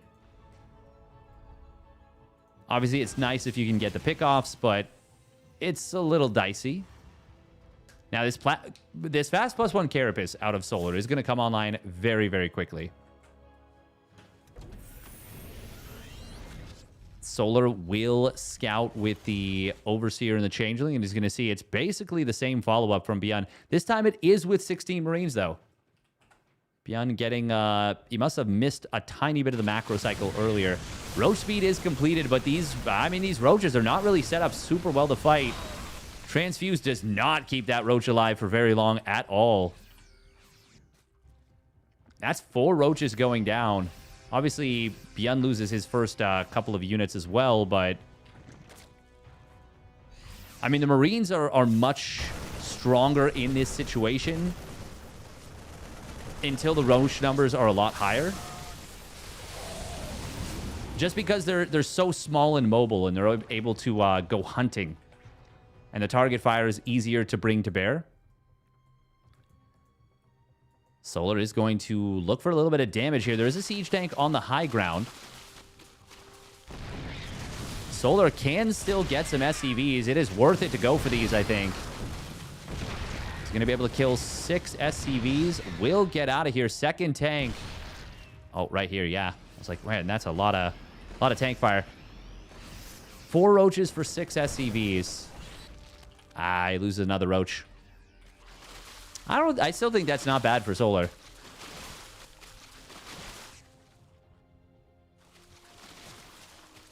It's a little pricey, but he is mining more. Ooh, fungal growth. Good job from Beyond to get away, and good trigger discipline there from Solar. He was not going to get those Marines, I don't think. If he tries for it, it just ends up looking a little silly. 1-2 upgrades, the Ultra Cavern, Ling Speed, another Infestor being added in. I do think that this is a pretty neat setup, this fast Ultra play. Oh, that fungal growth not going to get too much done. I mean, you're never going to kill this medevac with the fungals. You need 3 more. Now, if the Queens are shooting at it, that's a different story. This Infestor on the bottom side will be handy here. So will these Ravagers. Corrosive Biles. They do take down this 1 tank. Fungal growths not being cast. Solar does have what he needs to defend here in the main and at the third base. Corrosive Biles is going to find the second tank as well. The Ravagers really putting in work. Finally, one of them getting taken out. And the Infestor. Did he cast a fungal? Okay, he did at some point, but I think it might have been the Infestor from earlier. Queen at the natural getting picked off, as well as a couple drones. Beyond? Not bad. Not bad. Solar ultimately defends. Oh, slick little snipe there on an extra drone. Oh, God, Beyond, you're so good with the medevac drops. The fact that he didn't drop out all the Marines, just 2, and knew exactly what it would take, that's so nice. That's such a nice little move. We're going to see an 8 racks coming in. No spores here. In the main, the natural, any hoozle, any which waysel. Oh, fungal growth gets baited out here again. Not a single fungal has landed realistically. 1-2 upgrades have completed, but the Ultras don't have the chitinous plating, so that first Ultralist got blasted and almost got taken down. Oh, Bien cannot afford to lose this, or pardon me, Solar cannot afford to lose this hatchery. He does end up losing the Ultralisk as a result. Would have been really nice if he had just not brought it into the fight.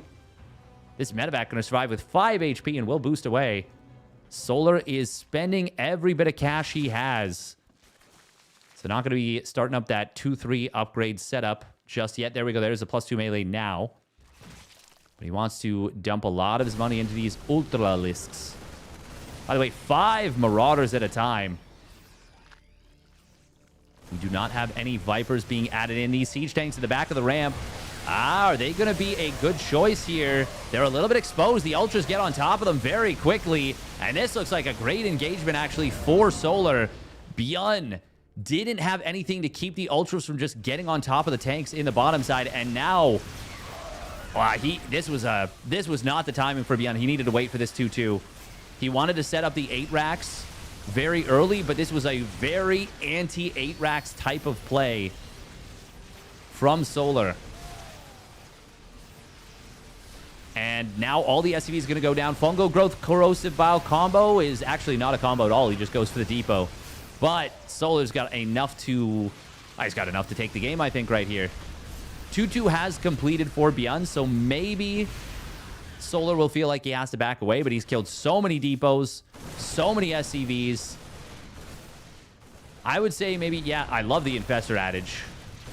Oh, Corrosive Biles. Well, good target fire here from Byun. Grabs one of those Infestors, but it's out of energy. Yeah, I would just... oh, there we go. Adrenal glands. Okay, actually, yeah, just about everything Solar is doing, I am a big fan of and agree with strongly. The big thing is he just needs Infestors for the lockdown. Lings were looking for a counterattack, but they will be forced to be brought back home. Byun, he's going to tap out there, knowing that he is too far behind. He was not rebuilding SCVs, so it's not like there was a macro play really out of that. And it's just a great game. No 40-minute game there, not this time.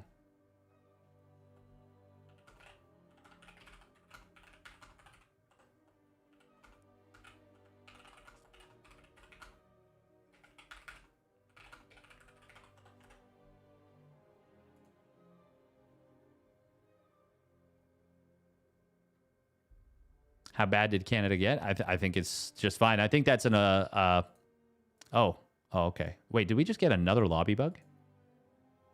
Burr?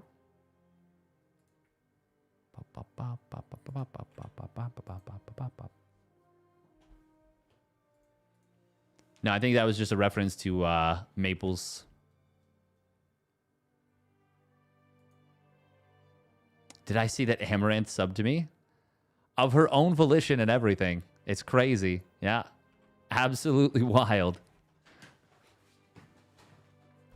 Which lobby bug?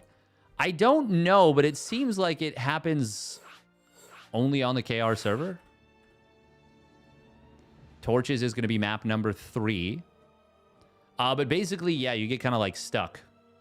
You get kind of stuck. It's just weird. Did Hero win creator? Yes, he did. A 3-1 creator. So winner of this will face off against Hero in the finals. Reminder that once again, tomorrow, I will be... oh. Okay. Okay, I'm not sure what's going on here. Surely someone will make the map.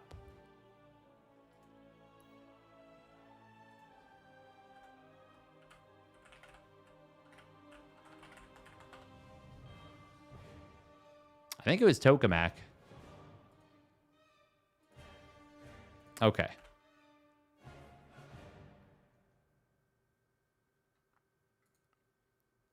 But yeah, the lobby bug, basically you just get like, it gets stuck thinking that you're logged in and you're not. Or sorry, not even logged in. What am I saying? In the game. God, I'm so tired. I did so many things. I've done so many things in the last few weeks. And I did so many things today. My brain is just tuckered. The funny thing is, I was thinking of covering even the OSC King of the Hill this morning, but I was like, no, I gotta prep for unfortunately I gotta prep for being on the Twitch front page tomorrow, and also, I mean, we were just exhausted. Well, I don't want to be exhausted for tomorrow.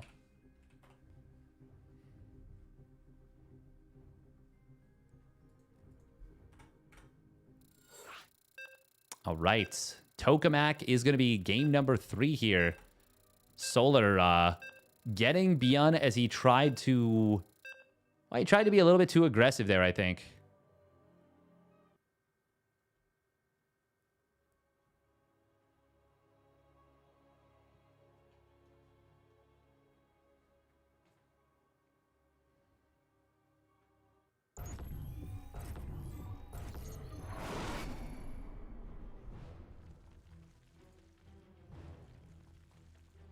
Why is this game so late? What do you mean?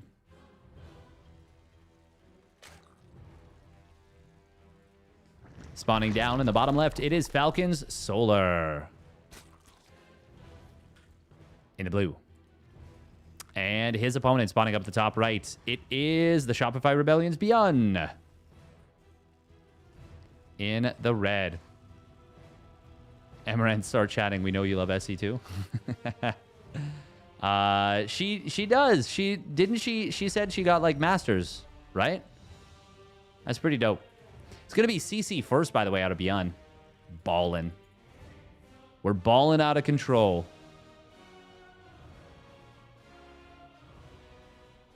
There's like a 30-second delay for custom maps at Legacy of the Void launch. Got shorter, but it's like that 15-second refresh button. Ah, maybe. Yeah, that could be it. That could be it. But yeah, what I've been yapping about all night, we're going to repeat it once again. Tomorrow we will be on the Twitch front page, which is very exciting, of course. And then also as a part of the content, because we're on there for 8 hours, we're going to be doing a holdout challenge where at 5 p.m. Eastern Daylight Time and 9 p.m. EDT, I'll have pro players. The second one is Trigger. The first one, I still have to get that one 100% sorted. But yeah, it's going to be a holdout challenge. So for anyone who's not familiar with how that works, the goal is for lower level players, whoever they might be, to survive for as long as they can against the onslaught of an almighty pro player. Yeah, that's it. It will be going to subscribers first. But if we can't fill out the lobbies, it will go to anyone who wants to play, basically. And then it'll be first come, first serve. And if you are interested in playing, you can join the Discord and react to the message in that Discord. My Discord. Exclamation Discord, we'll link it. Long speech. Oh my god.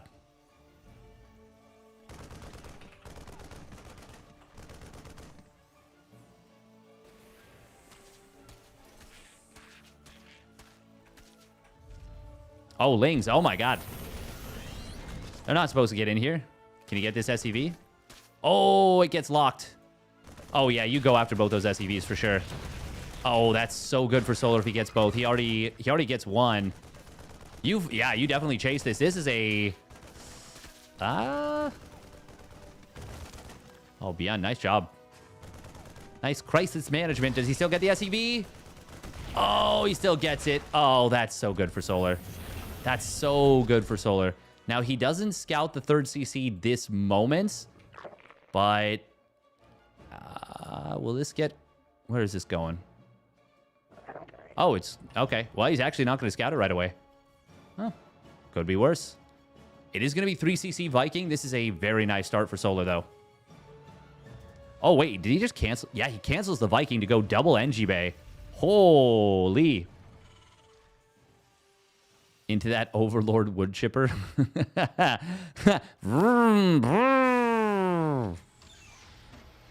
Yeah, that made my lips feel weird. Pep, pep, pep. I didn't like that. It is going to be Reactor Hellion behind this.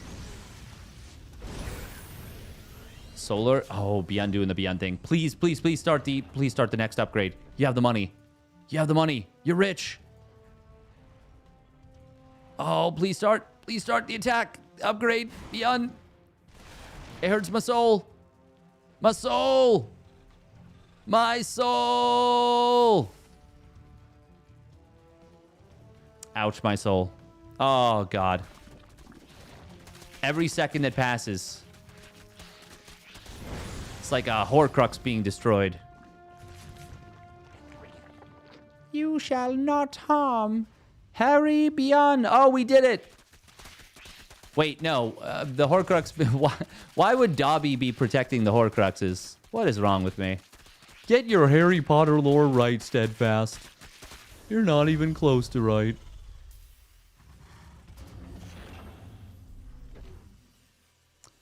He does get it started here, but it is... Oof, it's a little behind. It's about 42 seconds behind. How is that possible so often? Muscle memory.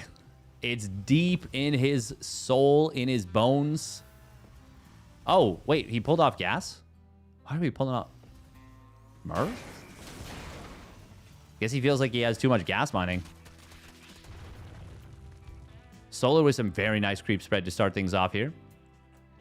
70 drones already, by the way. Great droning from Solar. Great macro.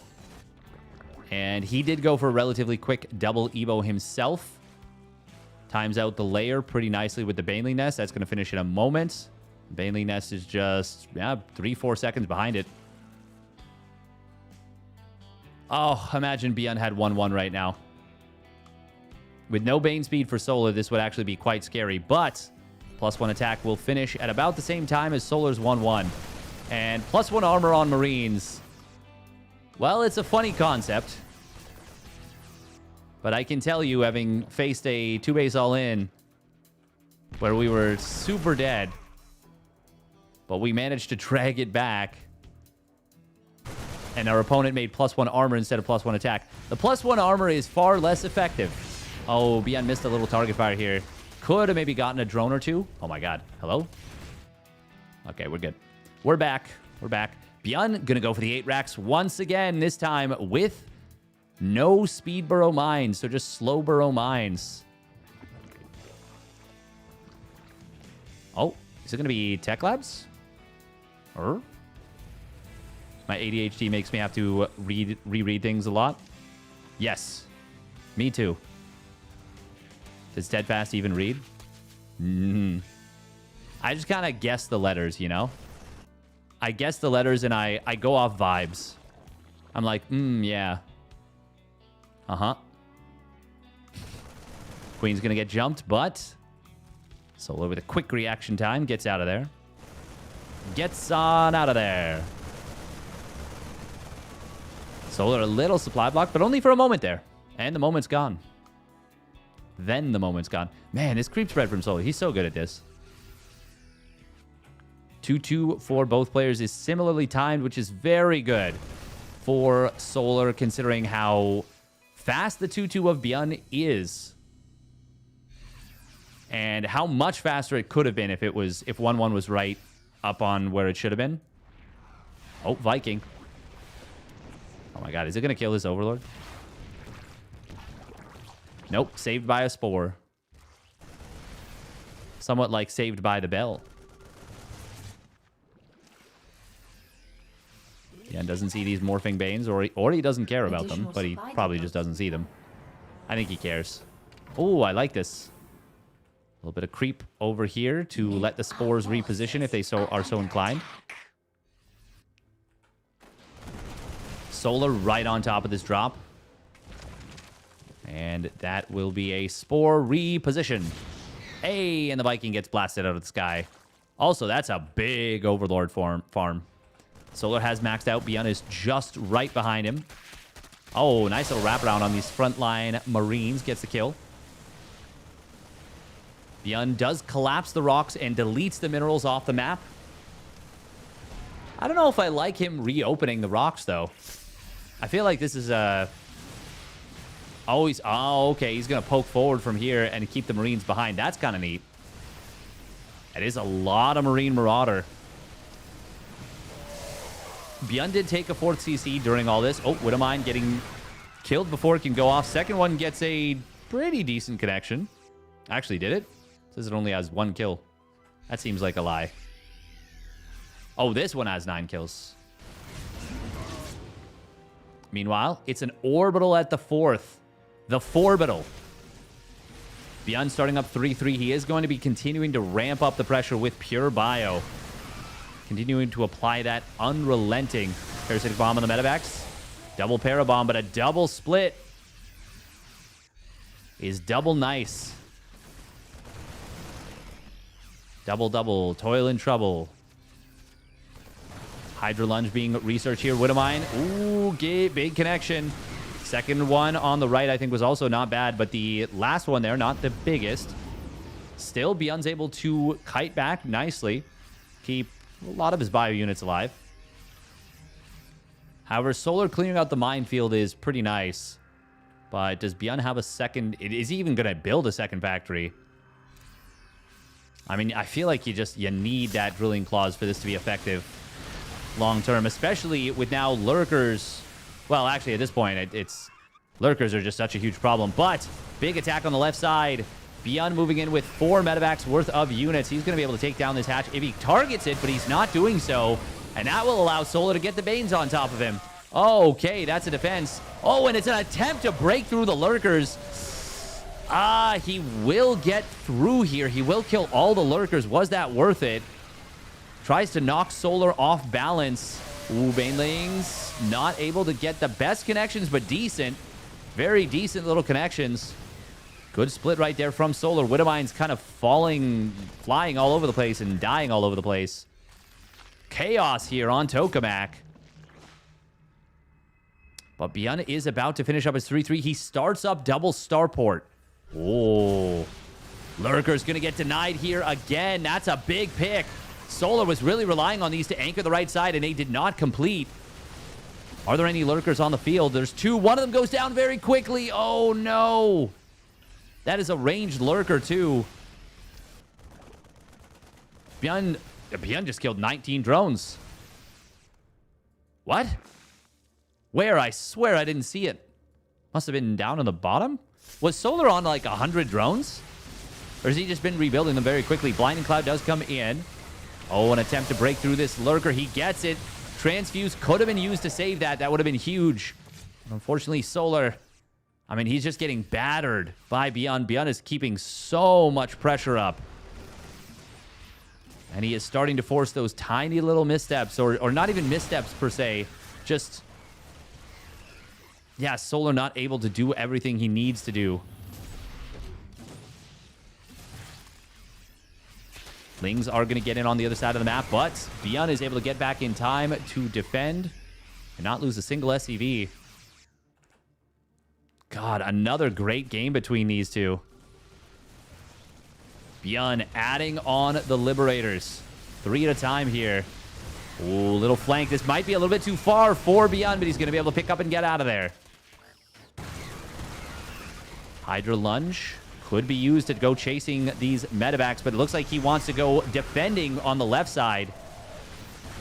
Don't go chasing waterfalls when there's a 4 medevac bio drop on the left side of your bases.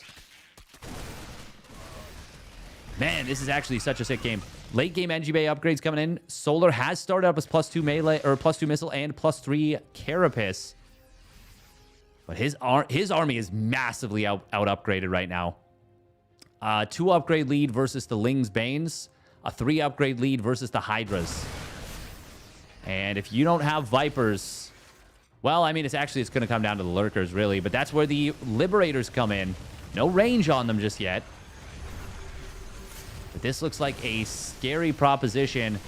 Solar cannot go for this fight. There is far too much here. Nice abducts do grab these units, but it's not going to be enough. There's way too much bio for Solar to take the engagement, and that was a very expensive fight for Solar.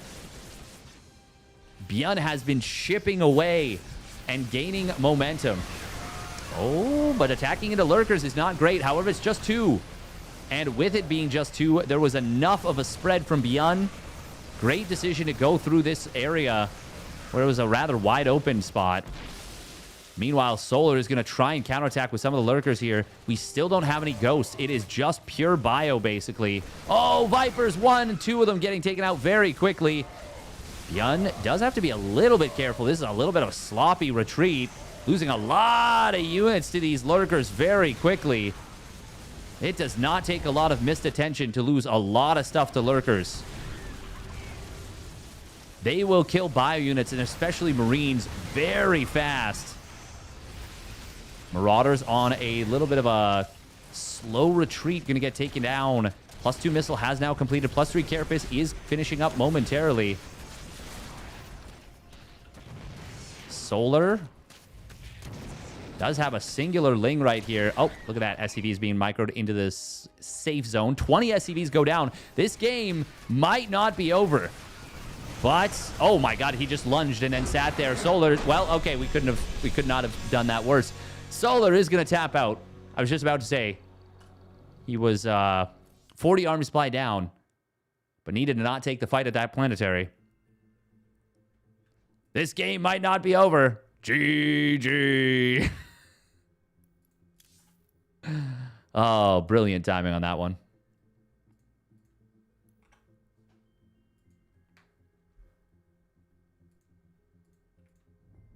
All right, game number 4 going to be coming up any moment. God, that was perfect timing. All right, we're going to be running a quick 1.5 minutes of ads. Actually, we'll do, yeah, 1.5 minutes.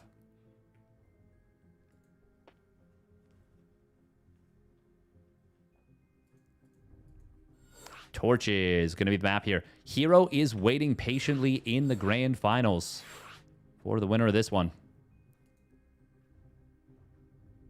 I'm glad, regardless, that we've gotten some Solar TVZ. It's quite nice. I can link that to you, Mayonnaise. Great caster curse. Oh, it was a top tier caster curse. Right on time. Right on time.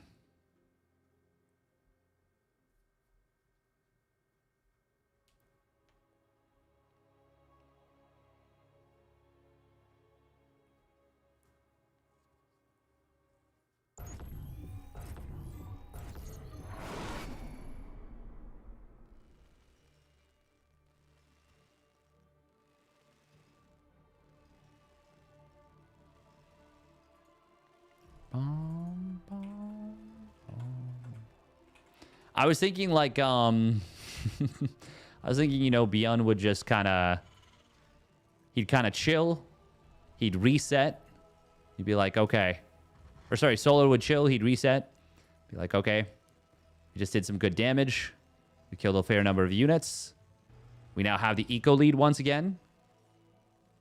But he might not have even realized that he'd done a decent bit of damage. Might have felt like he had to kill his opponent's 5th. But that just wasn't in the cards. And Byun still had a crazy amount of bio and a big army supply lead. All right, here we go. Spawning up at the top right, it is the Shopify Rebellion's Byun. In the red. And his opponent spawning down on the bottom right, it is Falcon Solar. In the blue. And once again, we are going to be seeing an Extractor Trick 50 notch. Have you thought about rerunning your morning streams in the evening? I know I miss most of, if not all of your USA AM streams. I'm sure not the only one, but some evening SE2 tournaments are a pretty great find in my opinion. Yeah, I mean, I can do that. I do have the VODs available on YouTube. I can do more reruns. I just don't want people to expect. The thing is, even though I almost never run reruns, like the only time I pretty much do is maybe like when I have a break. Like I take a break between two tournaments for like an hour, 45 minutes to an hour or something. I'll put on some old games. But I feel like all the time people are asking, is this live? That shouldn't necessarily stop me. But it just, I don't want people to assume that this is a rerun channel mostly. But I don't disagree with what you're saying, though. We are going to see the pocket third getting taken here. There'll be a gas behind this here on torches. Game is live. Cast is pre-recorded. Yes, and the chat. Chat is also pre-recorded. Heh. Double inject coming in from Solar. Oh. The Lynx are not going to let the queen pass. That's really funny. She can attack these rocks, by the way, these unbuildable plates. Like how she's like, no, I refuse. I'm royalty. You think I'll do that? Not on your life. Chat is Gemini. True. Chat is a scam. Also true. We're going to be seeing a third CC built here. Try and hide it from the Overlord poking in. And I mean, there's nothing really the Terran can do to get over here. Unless they mine out the minerals, in which case, all of a sudden, you're just creating a massive area where run-bys can be a problem for you as the Terran. So any CC that goes here, well, it's going to get scouted quickly. If you put it here, it's pretty far away from the third and can still potentially get scouted. If you put it here, the only way they're getting a scout is if they slip out Pasture Reaper or Hellion. And Bjorn has confidence in himself. Now, I'm not saying you should always put the third CC here. I'm just, I like it once in a while. Keeps your opponent guessing. Am I right? Who would willingly? Now, it is going to be it looks like Cloakless Banshee. Just the one, perhaps? Maybe. We'll see. This does lead into a much faster 8 racks. Okay, he is still going to get the second Banshee. You still get it a little bit faster just by cutting that cloak upgrade. We saw Oliveira was doing that at DreamHack Dallas 2023. Oh, Queen's actually able to gun down that Reaper. Hey, welcome, Pori. Just ordered your Pixel 10. They're on the 10? I think I still have a Pixel 6a. And I'm like, ooh, this thing's so fancy. I'm actually the biggest tech boomer. It's a miracle that I don't set fire to my PC literally every time I stream. What do you mean I can't put it in the microwave?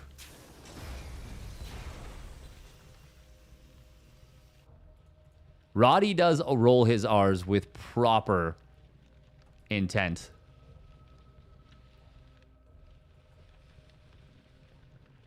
You have a Pixel 5? Nice.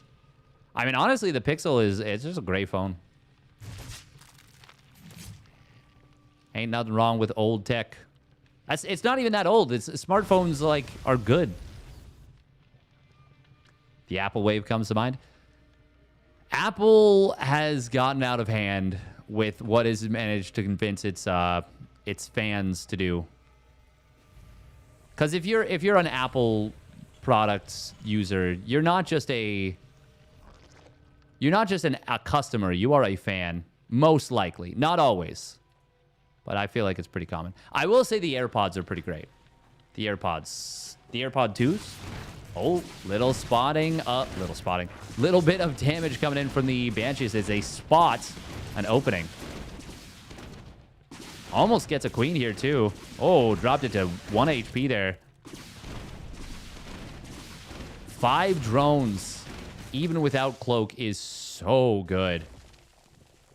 Even though it's late, still nice getting that damage. Solar adding on quite a few more drones. I feel like usually he does stay at a slightly lower drone count when he goes for this kind of style. But he's going all the way up to 74? Oh, yeah, needed one for the Bane. Okay. Yeah, he was adding a Baneling Nest. He was getting the gases. So, yeah, okay. 74 is usually about what I would expect. But it is important to note that he's gone up to the 7 and 8 gases. That's the big deal here. Hellbats are going to morph in. We got 1-1 done for Beyond versus the 0, or well, just the fast +1 Carapace out of Solar. Banshees just continue to be a nuisance on the right side, while the army will move in on the left. There's a lot of Roach Ravager here. I like Solar taking that down. Obviously, he had spread creep, so it stopped dying. These two are still alive, but in the main... Oh, in the main, there's no Spore. This one Queen will try and get taken out. Transfuse. No, didn't get the Transfuse off, but he will get a kill on the one Banshee. Second one should go down. I don't think... Oh, okay. Wait, hello? No, kill it. Solar, kill it. He gets it. I'm such a goober. Just screaming at my screen. That was more yelling. Screaming is... I think there's a notable difference between screaming and yelling. Yelling is just being louder. Screaming is like more frantic. Save it. Usually I cheer for whatever was supposed to happen. So Solar was supposed to kill that, you know? Once it gets caught in the corner. Oh, we do see the Queen. 2 of them getting taken out. Good dodge, or well, good avoidance of what would have been a potentially nasty fungal. Solar is getting in towards that 1-2 upgrade setup. He's also got Bane Speed completing right now. Beyond. Still no Ghost Academy coming in just yet. Oh, Roaches are going to be able to hold their own on the bottom left. 4 Roaches for 7 Marines. Yeah, that slightly favors the Terran player, but I think you're okay with that. The Roaches are relatively disposable. They've done their job of getting Solar to through the mid-game in a at least semi-favorable spot. Oh, Beyond with a big rotation to the left side. I always find it funny that Hellbats take up 4 cargo spaces in a medevac. Before, they only took up 2, and you could put 4 in a medevac at once, and that was incredibly busted. God, that was a terrible time in TVT. Every game was Hellbat drop. Hellbat drop into Hellbat drop into Hellbat drop. You literally could defend 4 waves of it, and the 5th one could kill you, because Hellbats were just so cracked. And I remember that happened, actually. Bomber versus maybe Ryung, where Ryung tried to play honorably. And he just couldn't. Tank vacs were worse. They were pretty suffocating. Spire coming in, by the way. Beyond does get the denial on the bottom base. He gets the second drone sent out over here. Very nice. Chitinous plating has completed. Oh, fungal growth. Hey, can he grab these units? Corrosive biles getting avoided very nicely. One did connect on a Marine, but it was actually not one of the ones that had been fungled. Strong defensive setup here for Beyond. He's not yet trying to take this right side. And I mean, Solar has dictated a lot of energy to this right side into kind of making it his own. Beyond, though, starting up the big command center farm. Brrr. Yeah, those command centers, they're grazing again. Yeah, nothing like a grazing command center. Brrr. Oh, that command center milk is going to be delicious. Oh, God, that's so weird. 6 Dropper Lords. Solar. Oh, he's one creep tumor shy of seeing this, but he's got the ultras here, and as well as a couple lings, a couple roaches. Still, this is enough bio to actually win this fight with some good kiting, and he will get that good kiting. Adrenal Glands was late, but it will time out pretty well with 2-3. Solar is rich, though, so it's not like saving money for it was an ideal setup. The Liberators are going to find some annoying harass, shutting down the gold base, shutting down the pocket base. Base on the bottom side will get kind of, well, will get saved by these Ultralisks. Fungal Growth on the main army. Corrosive is going to find one of the Liberators. Looks like Solar is going to get a pretty good cleanup here. Spore Crawler having its kill stolen by the greedy Ravagers. 18 drones did go down here for Solar. He's adding on 10 Corruptors. Going to be re-droning a little bit. Oh, and there's a big Ling drop coming into the main base. 2-3 has completed. Beyond's 3-3 is about to complete. There is actually no missile turrets in the main here. Beyond is going to have a bit of a nasty time dealing with this. No Burrow. Burrow would be so good here. Solar, please drop. There we go. Oh, getting advanced ballistics would be big. Starport. Hold that thought. We are going to see an attack on the front line. Planetary Fortress for extra defense is not here. There's an orbital at this pocket base. Corrosive finding one tanks. Banelings smashing into another. Not exactly what you want. This is looking very bad for Beyond. He's been caught very hard by this Ling drop. Solar will pull back. But 14 SCVs go down. A ton of add-ons, actually. Oh, can the Mule save this? If he clicks it, he will. Oh, no. Sag. Still, Beyond has a lot of bases. But Solar has a lot of momentum right now. The Mule even turned to look at it. Yeah, I think that was as much as anything like a, I'm not touching that. That add-on's dirty. Yuck. Gross. Man, I would really love to see Burrow added on. Liberator on the bottom side. Going to get a lot of kills here. Hey, thank you very much, Lion the Lion, for the Prime resub at 27 months. Thanks very much for the continued quality casting. Well, I appreciate that. Thank you.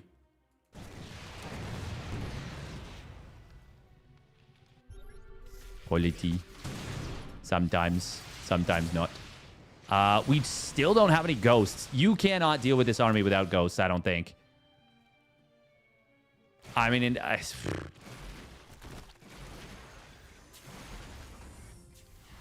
think there's just too much power in it. Oh, unless the Corruptors get sacked for free or donated for free. Oh, that's a big fungal coming in. We'll grab a lot of Vikings. And Solar also able to get the base on the ground. He will lose his own gold, but denying his opponent 6th when he has a fair bit of momentum and a very solid lead. Solar's actually trading efficiently, by the way. Oh, these infestors, they're in some danger. One of them will go down. The other one does not have energy. That is, once again, no drilling claws here for Beyond. He just now is starting it. Also finishing up +1 ship weapons, which is kind of interesting, honestly.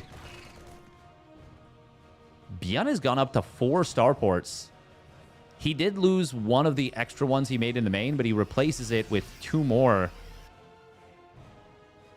I mean, Solar's got such a big bank. At this point, he can almost just start shooting Banelings at his opponent. Would really love to see Solar try and mine out these minerals.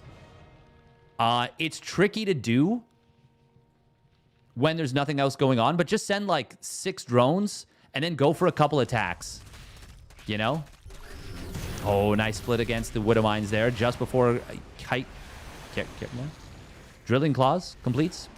By the way, it's actually 1-2 upgrades on the Vikings and Liberators. The Corruptors are badly out upgraded at this point, and it's only going to get worse.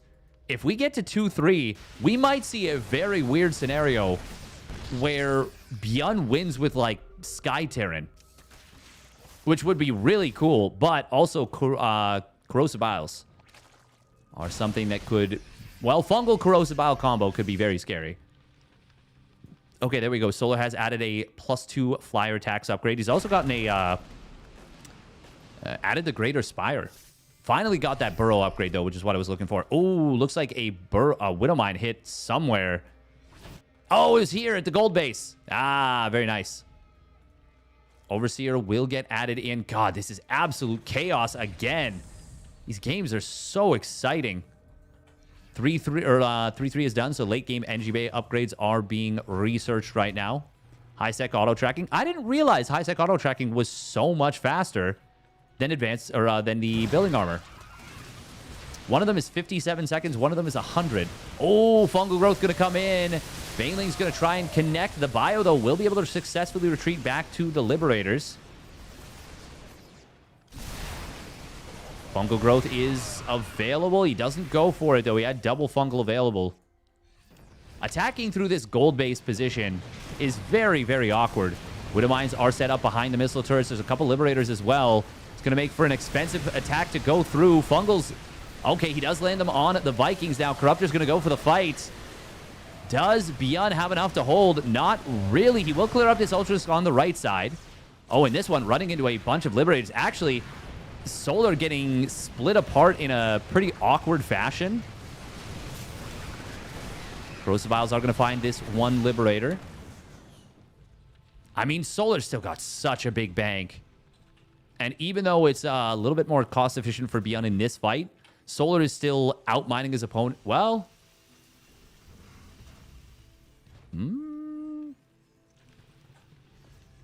8 Liberators at once. They need to be spread very, very well against the Corrosive Biles. Speaking of Corrosive Biles, another couple mines going down. Would not mind seeing the Biles trying to take down this factory, but it is being repaired right now, which is quite nice. Yeah, I'm going to grab a couple of these Bane Arenos with some Marauders.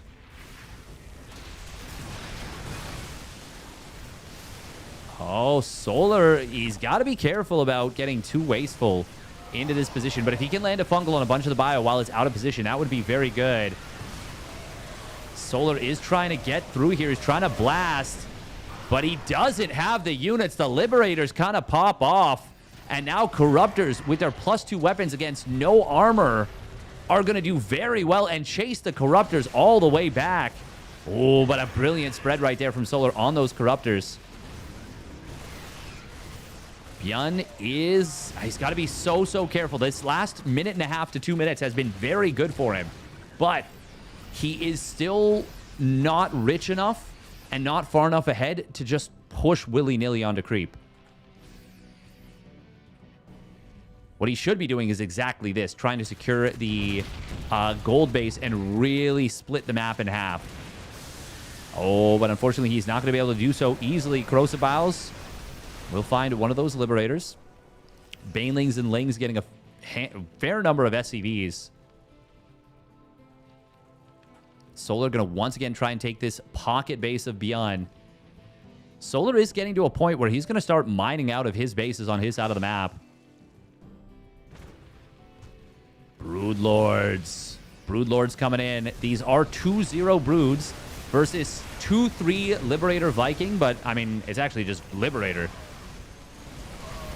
Oh, the Broodlords are going to force a fight, but Solar does not want to go this deep. If he loses his whole ground army, the area army will obliterate him. Corrosive Biles do find a double-stacked Liberator set. The Corruptor count is not super high, but it is high enough to deal with the Liberators in the numbers that there are. However, 10 Vikings being built here. And finally, we see Ghosts coming in. Ultras, Lings, Banes, Ravagers trying to move through here. And they are starting to make big progress. Liberator count has been heavily hammered down. The Broodlords just shelling away happily from above. Very rare to see a happy Broodlord in this day and age, but we are actually seeing it. Oh, that Widow Mine. Oh, gets a big shot just before it dies. Or just as it's dying, actually. Even with the Vikings popping out, I don't think there is going to be enough to... there's going to be enough to hold for now, but not enough to keep this from getting too far out of hand. Bjorn needed these Vikings out about 30 to 40 seconds ago. If he gets them, I don't think Solar can break his Liberator line. And then all of a sudden, maybe a bunch of Corruptors go down. It's 3-3 air versus 2-1 air. And you can see here the Corruptors are getting absolutely blasted. And the Broodlords, too. Hang on. This might still be doable here for Bjorn. Solar's gas bank is completely gone right now. Solar needs a lot more gas mining. But he's got a lot of army. And a lot of Lings with 3-3 and Adrenal. Vikings do have to kite against the Corruptors. There's only +1 missile on the Queens. Oh, this choke is so tight. But one Baneling gets in, gets some good work done. Ghost sniping the Corruptors. I like that very much. This is going to be determined in the air. If Bjorn can win the air war, yeah, he can still potentially do this, but this planetary fortress will get taken down. That means it's going to be a lot of dead SCVs potentially. We've got drones falling somewhere. Oh, this Liberator on the right side. Lings are going to get melted. They did get a fair number of SCVs, which is pretty big. Yeah, Bjorn is starting to really run dry. He needs this gold base. He needs it bad. But Solar is not going to give it to him. Not for free. So he says you got to earn that. The base goes down before it can morph into a planetary corrosive vials. Going to find nothing, actually. He missed. That was a huge stack of Liberators, and he missed it, unfortunately. How many Ravagers were there? Oh, just one anyways. 2? Bjorn actually does push Solar back. Is Bjorn doing it here? Oh, massive Ling counterattack, and there's no wall to raise. The Changelings see it. These are burrowable Lings. Yeah, that's a weird thing to say, but you get what I'm saying. He can burrow them. Oh, Corruptors moving in, but once again, the air upgrades for Bjorn are so good. Solar is, well, he's being quite a nuisance here. He kills one of the armories, but, I mean, the upgrades that it's going to make are already done. You're not adding +1 vehicle weapons at this point. Wow. I thought Solar was in such a good position, but Bjorn is just refusing to throw in the towel. No Ghost Cloak. Unburrowing the Lings right here would have potentially made all the difference. But he wanted to keep them hidden, it seems. Solar is starting to mine some gas on the right side. Bjorn is really, really broke. Solar is going to go for the fight once again. Catches some of the Ghosts. Ultralisks, will they be able to get the job done here? This series is a banger. Ultralisks getting taken out. The Ghosts are able to snipe them down. Burrowed Banes could be good here. Oh, the all hail the mighty Mule Hammer. And watch as my income spikes into the sky. This mule says I'm taking the day off. Broodlords, though, are going to be able to set up on this position. Vikings. Oh, not actually shooting the Broods, but they will get them now. Overseer even going down as well, which would have made the Ghost Cloak very valuable. Solar needs to find some other opportunities. Oh, man, this position, this one command center has been worth so much for Bjorn. Not even for the mules, just the choke that Solar keeps fighting into in this spot. Oh, that's a big shot on the Corruptors with that one Widowmine. It is very awkward for Bjorn trying to slip his... Solar could set up here and force Bjorn to keep coming down the ramp. And that would be very scary. We are going to see Lings, Banes, and Ultras getting on top of the army of Bjorn, but Bjorn is going to be able to lift up and get out of there. The Corruptors will be able to feast on the Liberators in the meanwhile, though. And this could be what Solar was looking for. However, all the Ultralisks fall before the Liberators can get cleaned up. It's so close right now. Solar is mining a lot more. But Bjorn has this gold base up and running. He's got this base still with a little bit of money. He just got down to one mineral patch on that left side. Solar, though, still mining a lot more than his opponent. Even still has some money at his gold base. Oh, I think Solar has done it here. Beyond's, I mean, maybe not. Beyond's still got a lot of army supply. Solar checking for a Widow Mine here. Oh, cutting off even a couple of Marines of reinforcements is really nice. And finally, we're seeing this position mined out. That is such a big, big play. Orbital's going to be forced to lift.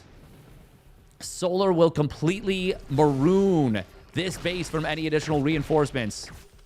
Beyond has to hold this push. Oh, that's a big mine shot. And another big set of mines. Okay. Oh my God, Solar's gonna tap out. Oh no! He eats 2 massive mine shots. And calls it.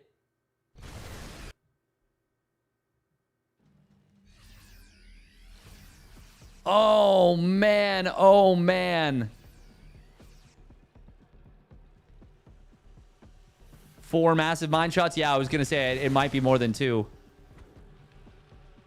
Oh, I mean, he did just lose his Broodlord. He was getting poor, but Bjorn could not afford to build any more Vikings or Liberators. A Broodlord switch right now, and it's so hard to know that, but a Broodlord switch right now would win the game just about. Not to mention a fungal parasitic bomb on these medevacs would have been huge. Oh my God, Bjorn was mined out of these gases.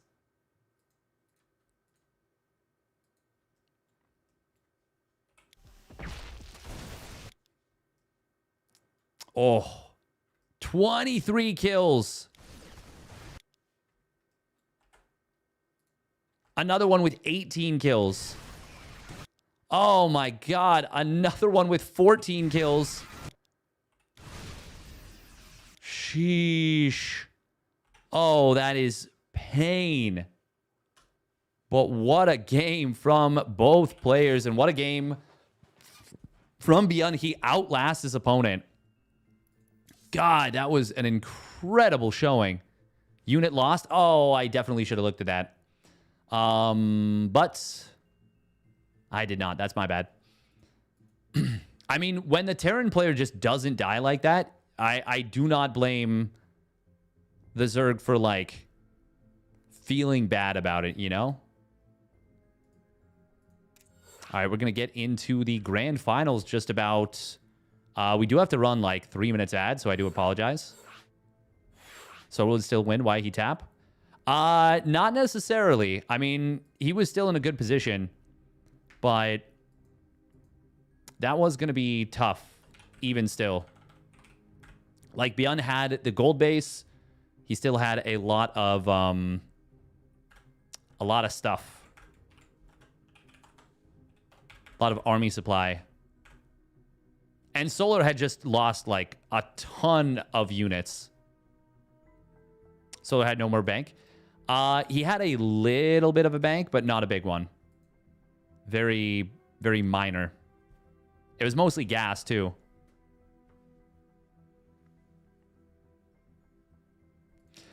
It's hard to get the read, is the thing. But for sure, Solar could have still won that. But it's really hard to know for sure. Really, really hard to know for sure.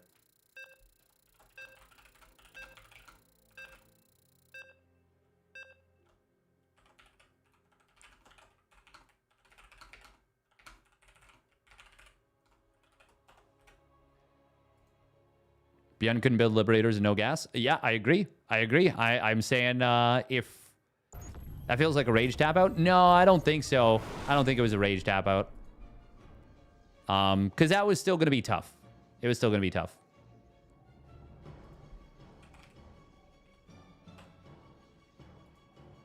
It's just, it wasn't over.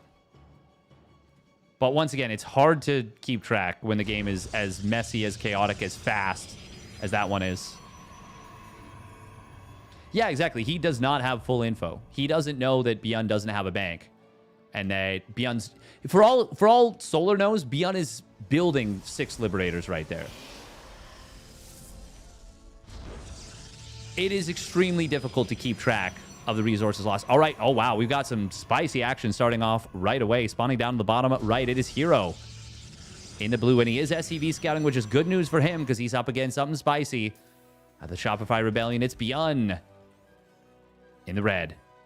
And it is going to be a Proxy Turax. Beyond has ran a gauntlet of absolutely epic games. He had a 40-minute game that no one saw versus Shameless. He had a grueling series that we just saw versus Solar. And will he go for the Proxy Marauder? Is it going to be Proxy Reaper? I mean, he's been scouted. Okay, he's been doing Proxy Reaper a lot more recently. But I have not seen it yet have success. So hopefully this is a change where it does. The reruns make money. I mean, they get ad revenue, but yeah. Yeah, it's a little bit dependent, honestly. And also the part of the thing is too, like I would have to babysit the reruns a little bit to make sure that the ads only ran in between games.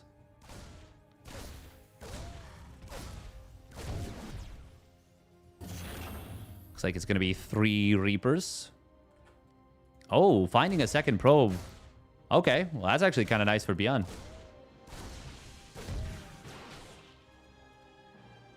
Zealot was made here. Beyond is landing his 2 barracks at home, and he's not building a command center. Okay, there we go. Starts it now. I was going to say, this feels very, very late. And it is very late. Oh, Zealot's going to get in here just as the CC starts and the bunker. This is awkward already for Beyond. Good SCV micro, but the Zealot is being a huge nuisance. Already getting 1 SCV. He's going to get the second one as well. Okay, this is now gone from this is a little awkward for Beyond to this is terrible for Beyond. And with the 2 Stalkers showing up and no factory unit out just yet, Hero has a ton of potential to possibly just do... Oh, great grenades. Okay. 3rd Stalker will show up. Another SCV falling. Reaper is not going to be able to get into the bunker. And Beyond... Oh, Beyond might be cooked. Actually, no, I think it's... yeah, I think that's game ending. Widowmine. Oh, nice target fire on the higher HP Stalker, which will mean that the Reaper can potentially... ignore this and just go right into that bunker. We are going to see the Widowmine getting taken down. The 4 Stalker opening from Hero. He's been so good with this. But now, okay, yeah.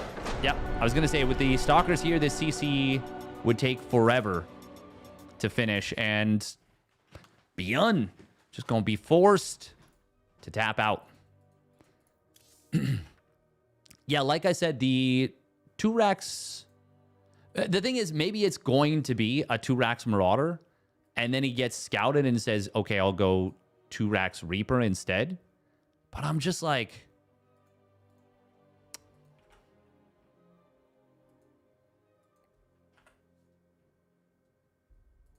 What? Huh?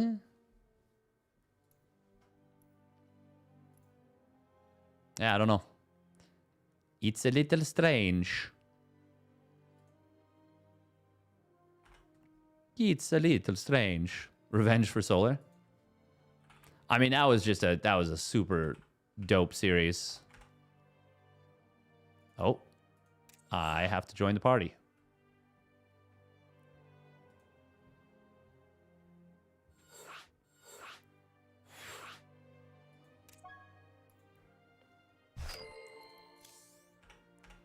Oh, it's going to be Last Fantasy.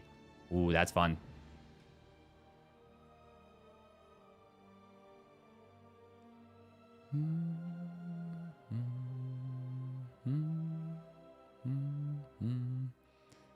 Bum, bum, bum, bum, bum, bum.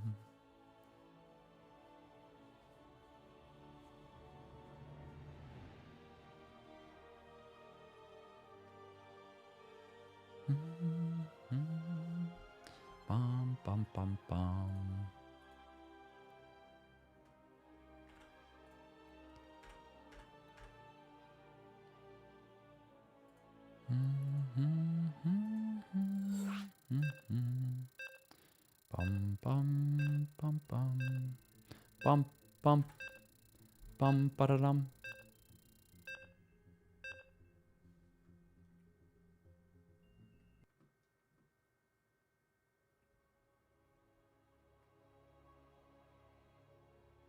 All right, let's get into this one. Hey, thank you, Squire CD, for the Tier 1 resub at 26 months. The best wrist maxer. Oh, thank you. It's such a funny juxtaposition. The game we just got to the game we got between Solar and Beyond, where it's so down to the wire. They're battling absolutely tooth and nail. And then... yeah, and then we have a Proxy Turax Reaper that, well, it just doesn't go according to plan. All right, here we go. Spawning up the top right. Down, nope, on the bottom right. Bottom right? Just on the right. It is Shopify Rebellions Beyond. And spawning on the top left, where you get a few less minerals from this base. It is Hero in the blue. By the way, I might do some Team Liquid map contest, map judging on the weekend. I might mess around and do, like, all of it this weekend. Now, the only thing is I would not have a lot of time to do that. I only have, like... so there are 74 maps. Yeah.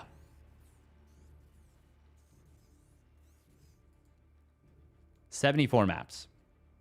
But you only have to rate them on a 1 to 5 scale, so it's not the craziest thing. But I mean, I would like to see some more fun maps, generally speaking. Heh. It would be nice. It would be nice. Keck.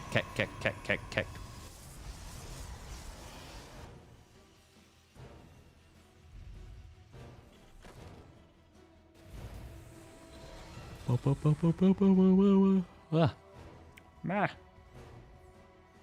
I'm an idiot, by the way. We all are in this blessed day. Oh, Hero gonna go for it. Yeah, this got to be Proxy Stargate, right? I gots to have my pops. This is fun. Be sure to vote for the Abyssal Reef reskin. Oh my god. If there is an Abyssal Reef reskin, I'm giving it as many negative points as I can.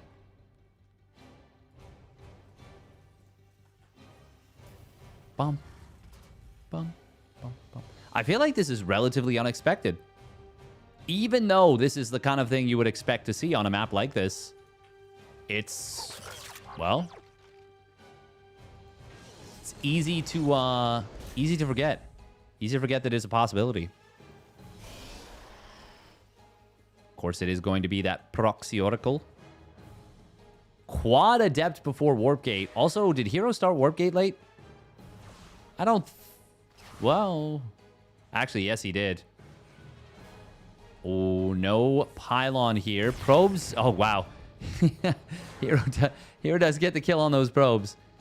He's got to fix his saturation, though. He actually accidentally put one extra here and took one off here. Here comes the Proxy Oracle, though. That's what he's focused on. Oh, Beyond was not paying attention right away, so he does not pull SCVs quickly. Hero, I love that he leaves this one SCV right here. Oh, Widow Mines. Well, Shield Batter, or Oracle was out of juice. Hero does need to resaturate. Oh, God. 4 on one, 2 on the other is quite awkward. Widow Mine did actually recharge. Oh, a probe was pulled to bait out the mine. Wait, where are the Marines right now? Oh my god, he sent them across the map. Was it? What is he doing right now? What is this doing? Oracle barely avoiding a cheeky little mine trap. Another Oracle was made. Did he recall this? No, it just flew back home. Solar has, or pardon me, Hero Has like nothing on the ground. Oh, oh, oh, oh, oh, boom. That's a big one. Can he get the pickup? No, he's not able to save it. That would have been huge. But that is a really nice kill. You're all missing the best one, Scrap Station. I would actually prefer Scrap Station, I think, over Abyssal Reef. At least Scrap Station, the maps would be relatively quick. Abyssal Reef is just misery for like 25 to 30 minutes. But I say that now, and I might be like, oh man, Scrap Station's really bad. 5 SCVs do go down, but does he lose both Oracles? Oh, there was a couple Marines in the main base, so yes. And Beyond will find this proxy Stargate. This is looking extremely good for Beyond right now. If he just pushes out once this second barracks completes, what can Hero realistically do against this? Oh, Hero going to be a nuisance with this medevac. The medevac was on hold position, I think. Hero obviously not going to be able to get the kill here, but he's able to put in a little bit of damage, and that's annoying. Won't win the game, but it's annoying. Hero is on a good economy. 46 probes. Oh, nice lift and kill on a Cyclone, but loses the Phoenix for it. And with the Stargate depowered, I mean, you're probably not going to be building any area units again for a while, if not the rest of the game. Hero, 5 more gates in production, charge in +1. I feel like if Beyond had gone for like a... I mean, I guess there's not a crazy number of really good tank spots. Like if he could have gotten set up here with a tank here, maybe a tank here. Or even a tank here and a tank here, but it would have been a little tough. But Hero had lost a lot.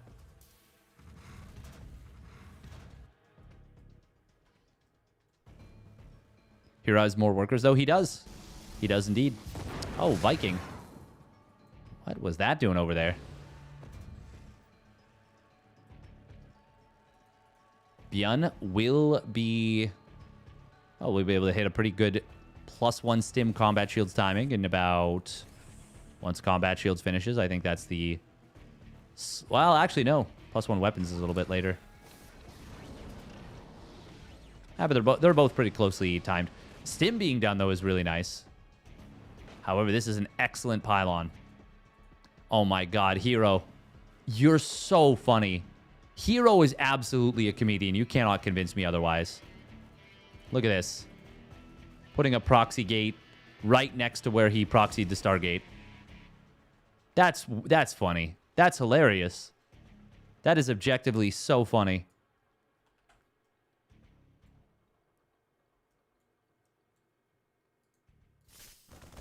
Marines are just going to pick off a pylon here. We do have these stalkers on the top right.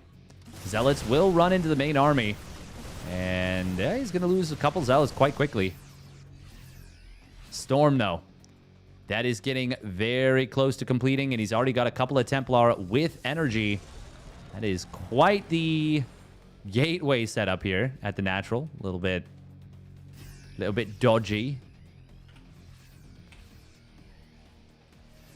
You know what? Yeah, and I like Hero's position now. Beyond, I was under the impression that Beyond was going to do more of a push with his tanks. He does have 3 tanks still. Scan sees the High Templar. This is a relatively wide open position in the middle. But I don't think Beyond can easily just snipe these High Templar. He is going to go for one of them, and he will get it. And he only loses 1 Marauder, gets a high energy sentry as well. But now the Zealots are right in on top of the natural. Hero just not giving Beyond any time to kind of hunt these High Templar in a tactical way. He just gets right in with the charge lots. And now it is Beyond who is like he's locked out of his own natural because of this ramp and because of the High Templar there. Now going after depots is not the best usage of these Zealots. Meanwhile, in the middle of the map, Beyond will be forced to lift up and will actually go for a counterattack here. No energy for a recall in the main base, but it is moments away from having such. Energy recharge. Oh, instead he goes for a feedback. That was a weird move. Double storm there would have been amazing. But feedback, I mean, all the medevacs were low on energy, but they all have just enough to heal a little bit. So a storm would have been very effective at immediately draining them completely and then doing a lot of damage.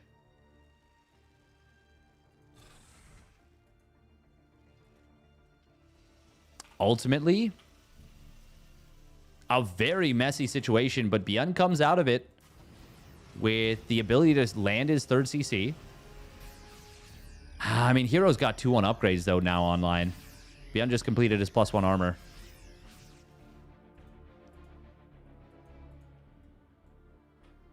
Our SCVs are under attack. Oh, just 2 zealots on this third base. Gonna be able to find some nice value by forcing the mineral line pull. And especially with 3 mules on there, that's expensive. Oh, that's expensive. Sounds expensive. Ghost Academy is just now completing. Bjorn is... Well, he is not super close to having Ghosts out just yet, though. He needs still a full round of production. And doesn't want to cancel these Marauders. There we go. 3 Ghosts fired up, but they're still not out yet. Oh, 1 siege tank on the high ground. Going to do some good damage to this army. Blink has completed. Storm on the ramp. Going to hit some Marauders. Just a couple. This is a much nicer storm, though. God, so many storms available.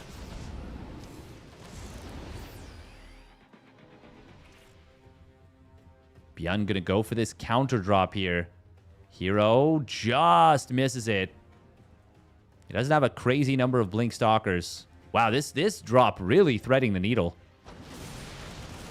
Hero just now with Recall about to come off cooldown and 50 energy in the main base. T-Power on 3 of these gateways. Would love to see a target on the Templar Archives, but he's focused on the other side where the big attack is coming through. Siege Tank just barely not able to kill the High Templar. They get the Morph off. However, Bjorn is doing a pretty good job holding in the natural, and he will kill his opponent's main base. Denying +2 armor would be big here, which he will be able to do. I think Bjorn is starting to do it, but there is an energy recharge Templar. It looks like a recall was used. Oh, did Hero kill the third CC? No, it did get lifted. A lot of SCVs died. And it was a main base that's already half mined out. Yeah, this might actually still just be good for Hero. Bjorn has a third, or pardon me, Hero has a third Nexus that is about to be fully mining.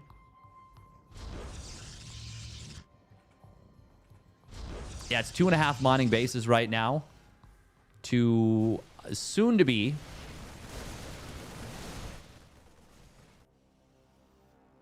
Well, soon to be really about not even 2 mining bases, but mules, of course, will be big. Hero getting close to... Look at this. Templar Archives, Robo Bay, Immortal, and +3 weapons. Templar Archives was killed off. Bjorn is trading quite efficiently. But Hero is so difficult to, like, keep tabs on. Oh, my God. This Marine doesn't see this. It's going to be like, where the hell did you come from, Zealot? Zealot's probing for the army here, looking for it. It's going to be a flank attempt coming in. Bjorn. Oh, this feels like a wraparound from many angles. EMP. Going to have to be on point. He is kiting back, but the collapse from Hero was a very good one. There's only... Oh, no, there's 5 High Templar. Oh, they're way behind the army. There was one that was in it.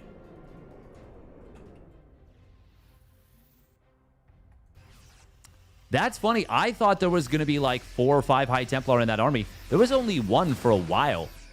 Bjorn was terrified, as was I, that there was going to be a bunch of units coming his way. Oh, that Marine. Oh, my God.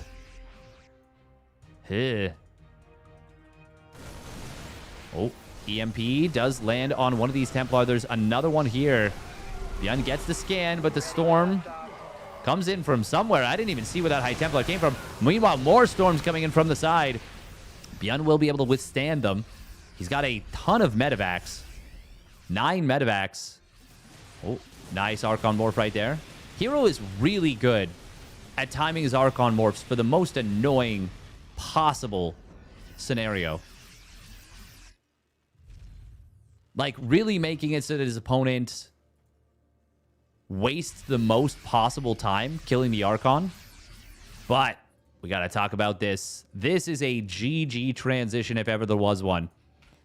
If we get out to 3 Extended Thermal Lance Colossus with +3 weapons before 2-2 completes, and Beyond doesn't realize it's coming, i.e. doesn't have, you know, a bunch of Vikings, which, well, he starts 2, but I mean, this is going to be rough. Hero is now once again mining. Well, he's added a 5th Nexus. It's not done yet, though. It's only... No, that is double gas. Yeah, it's a full base. Full base. We so often don't see these pocket bases taken. I mean, Last Fantasy is just such a weird map. Beyond finally getting his gases at the 3rd base. Up and running. He does need to saturate this one. Hero just with a huge eco lead for so much of this game. Very scrappy game. Very, very scrappy game. Oh, that Colossus. That 4th Colossus being blocked by the supply block. But, I mean, 3 Colossus is going to do work anyways. And it is going to be 3-2 versus 1-1 for a while. Hero, by the way, with so much map vision. I mean, yeah, Hero probably does... Oh, my God. He's going up to a 5th Colossus. Are you insane? Yes. I don't know why I asked that. Of course, it's Hero. Of course he's insane. But in the best way.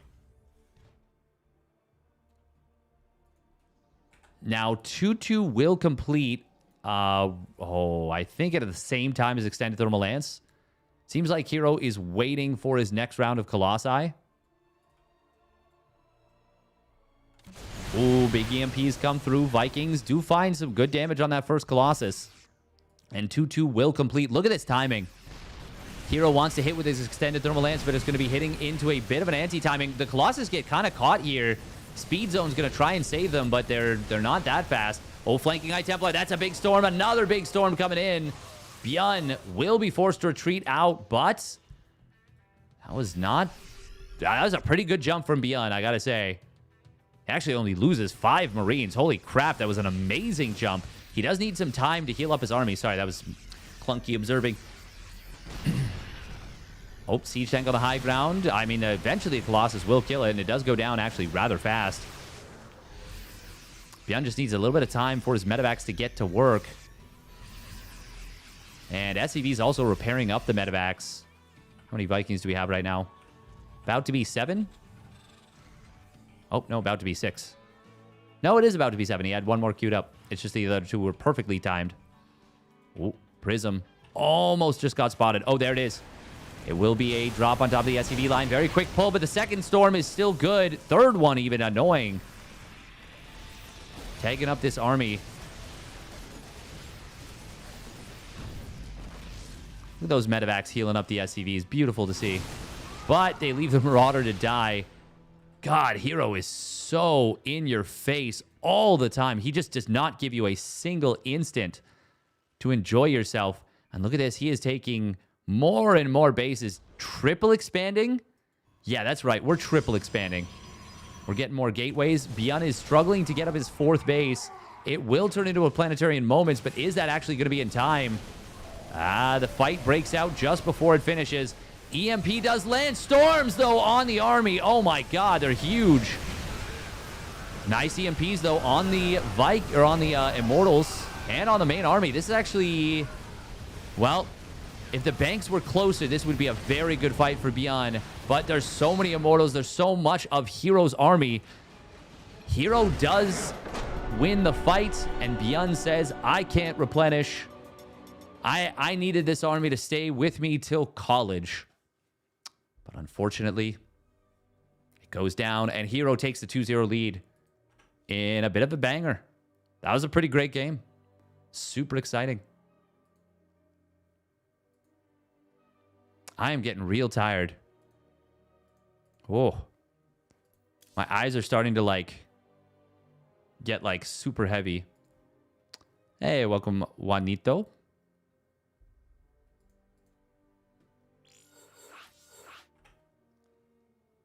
Oh.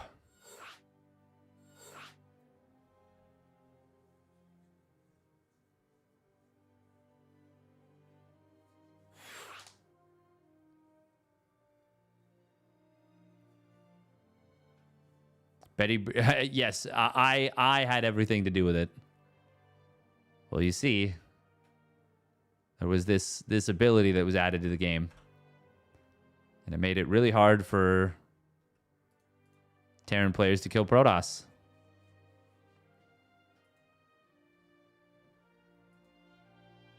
That's it. That's the tweet. And crazily, so many people were like, hey, this isn't strong enough. Protoss is going to get gutted. And everyone who knew what they were talking about was like, are you insane or are you high?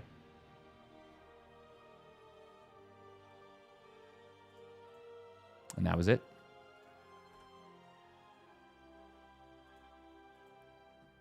Bum, bum, bum, bum, bum, bum.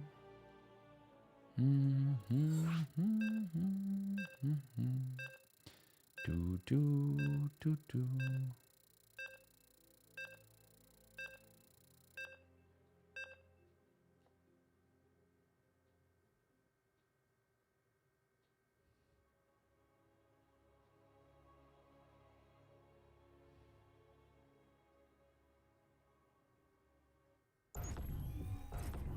Bum, bum, bum. Ba-dum, bum. Ba-dum, bum. Ba-dum, bum. All right, here we go. Game numero 3. Spawning down in the bottom left for the Shopify Rebellion, it's Beyond. In the red. And his opponent spawning up at the top right, it is Hero. In the blue, and he sends out a very early probe. He's back to his old ways of harassing annoyingly. Welcome, Fran.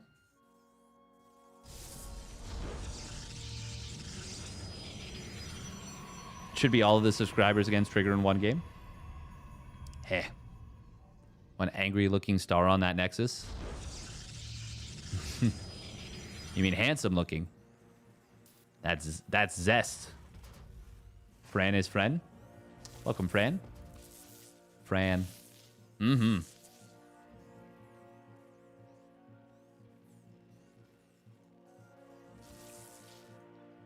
Funnily enough, that was actually still kind of close at the end. Like, if Beyond could have avoided some of the storms somehow, I mean, that's always the thing, though, right? But like, if he can take a better engagement, Hero actually was not rich.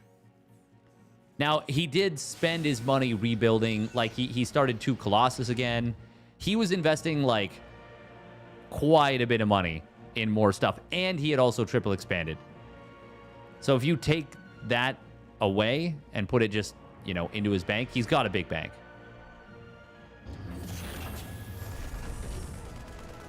Should have gone better than that. I agree.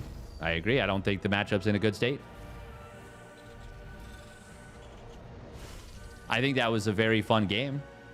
But hey, thank you, Jedi on Wheels. I appreciate it.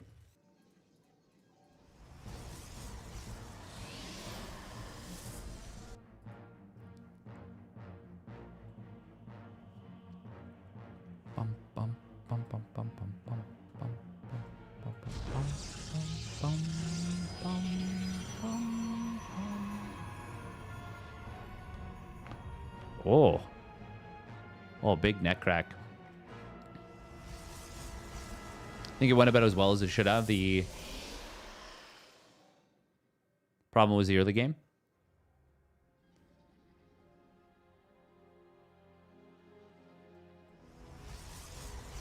I mean, yeah, you gotta like kind of like look back the whole game in general. But it was definitely a little messy. It was definitely a little messy. All right. Fast Cyclone coming in. It is a Stalker Sentry out of Hero. Is he gonna... Yeah, he's gonna energy recharge once he gets 50 energy, I think, on this Nexus. Maybe? No? Okay, he's mixing it up. I like that, actually. I do. I don't think you need to energy recharge necessarily right away.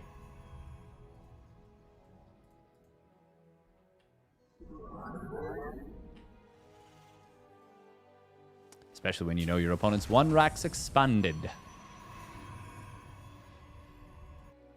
Use the chrono for other things like probes, like blink. Well, that's pretty much it in the early game. Would a mine drop gonna get spotted? Or rather, well, I think he saw the wind mine. Did you see the medevac? Yeah, he definitely did. This is one of those things where it's a little bit funny because seeing the tech lab factory, you're just like, oh, he's building, you know, tanks or cyclones, but obviously you see what the units are that pop out.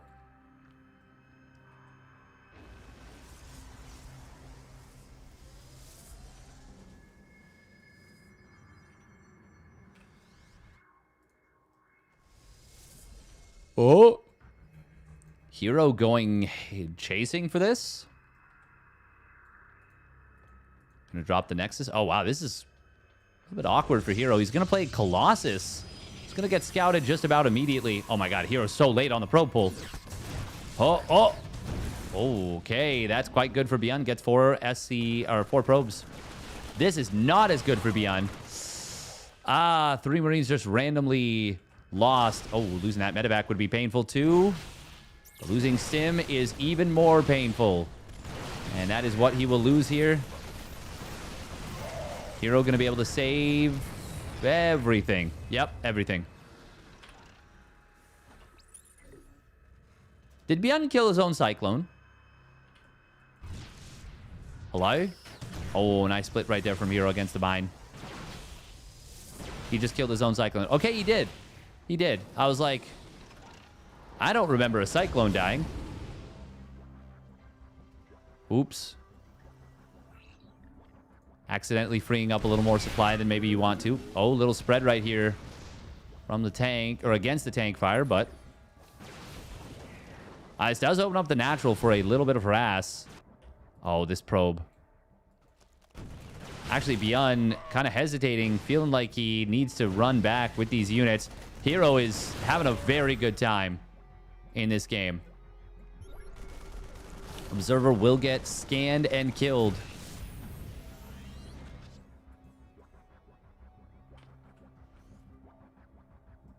Beyond with a little ambush tanks.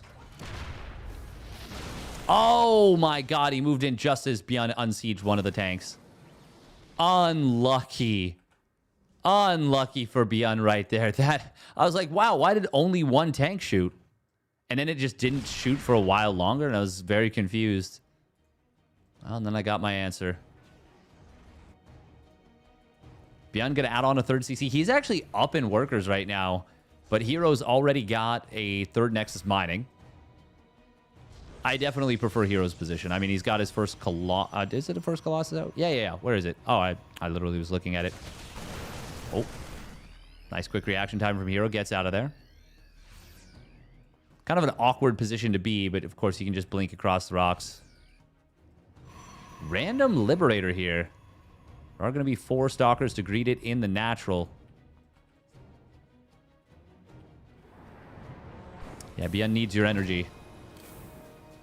Ooh, Prism speed. We're going to be seeing some fancy Colossus Prism macro. Hero just now starting his +1 weapons. It is quite late.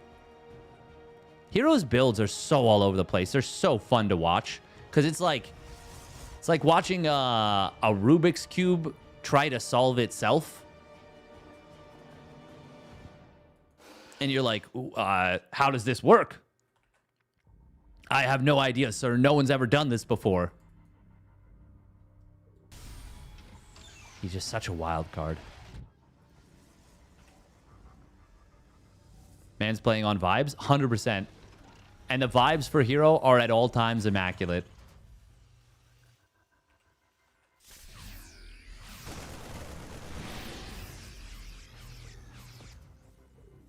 hallucination scouts moving all over the place.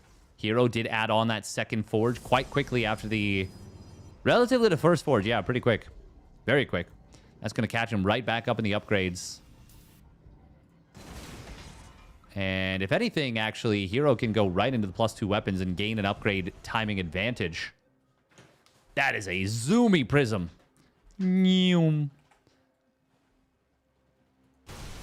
Yeah, what I love about Hero's play is, like, you just cannot predict it at any point.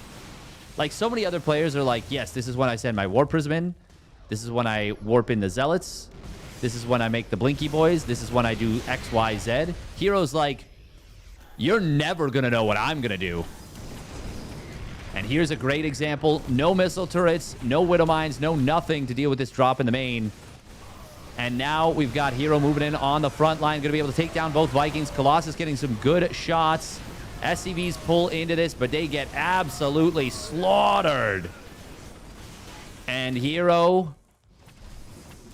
Oh. Just absolute domination. Absolute domination. Colossus get to shoot all of its favored targets. Marines and SCVs.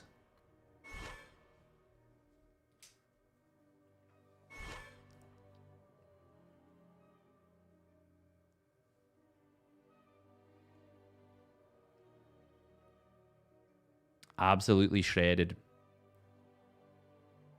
No High Templar for the haters. Exactly. Exactly. For the haters, indeed. Yeah, man is actually... He just cooks. He just cooks with gas. He's just so good.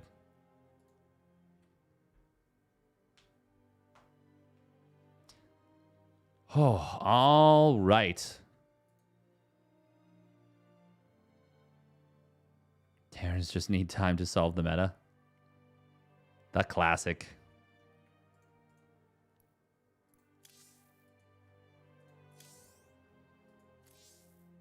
I mean, I will always just have a blast casting Hero games. The man is so fun to watch. He just has all the different ways. That was the final? That was the final. That was the final. The preceding series was absolutely awesome. Is it too late to suggest updating stream title? Ha. Yes, evidently it is. God, I'm actually so tired. I'm completely out of gas on the day.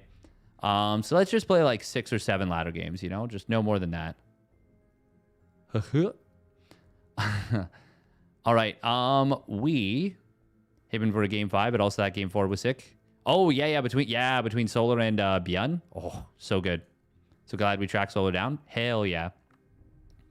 All right, tomorrow, once again, we are on the Twitch front page from 3 p.m. EDT to 11 p.m. EDT. I'm very excited about it. Should be a lot of fun. We're going to be doing some OSC mid-season playoffs number 2 for 2 hours. And then it will be a holdout challenge from 5 p.m. to 7 p.m. EDT. And then more OSC for a couple hours after that. And then again at 9 p.m. to 11 p.m., another holdout challenge. If you do want to play in that, join the Discord.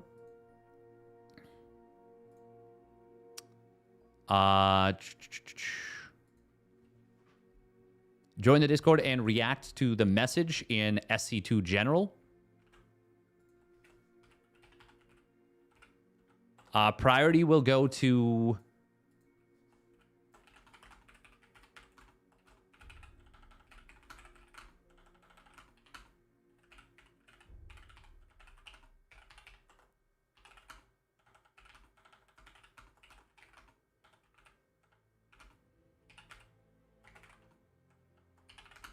priority will go to subscribers, but if there's not enough peeps to play, then we will obviously just let any old riff-raff in.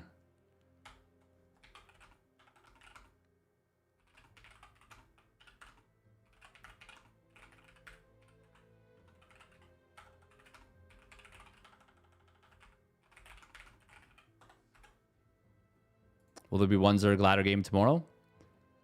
I mean, I probably shouldn't. Because, you know, we'll just get super toxic. And then people will be like, wow, this person, my first impression of a StarCraft player is terrible. We have to draw them in first before we reveal the toxicity. Got to be real sneaky about it. No, it's I mean, it's gonna be a long stream, and we already have a lot of stuff planned anyways.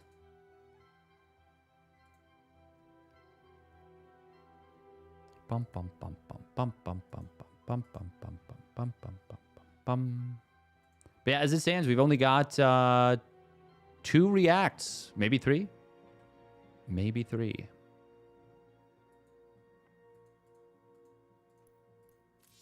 But there will be a 25 bucky reward to the player that lasts the longest.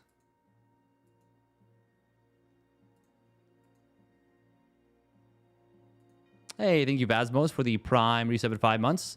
Ads are coming up soon, so we're going to cut the stream very shortly. Once again, I am so exhausted. Otherwise, I would play some games, but we got to prioritize the front page stream tomorrow.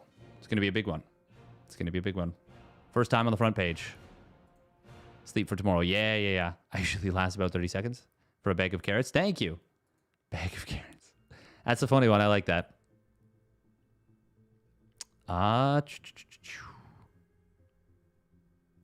Who is playing Darkest Dungeon? Oh, wow. Not a lot of people stream Darkest Dungeon.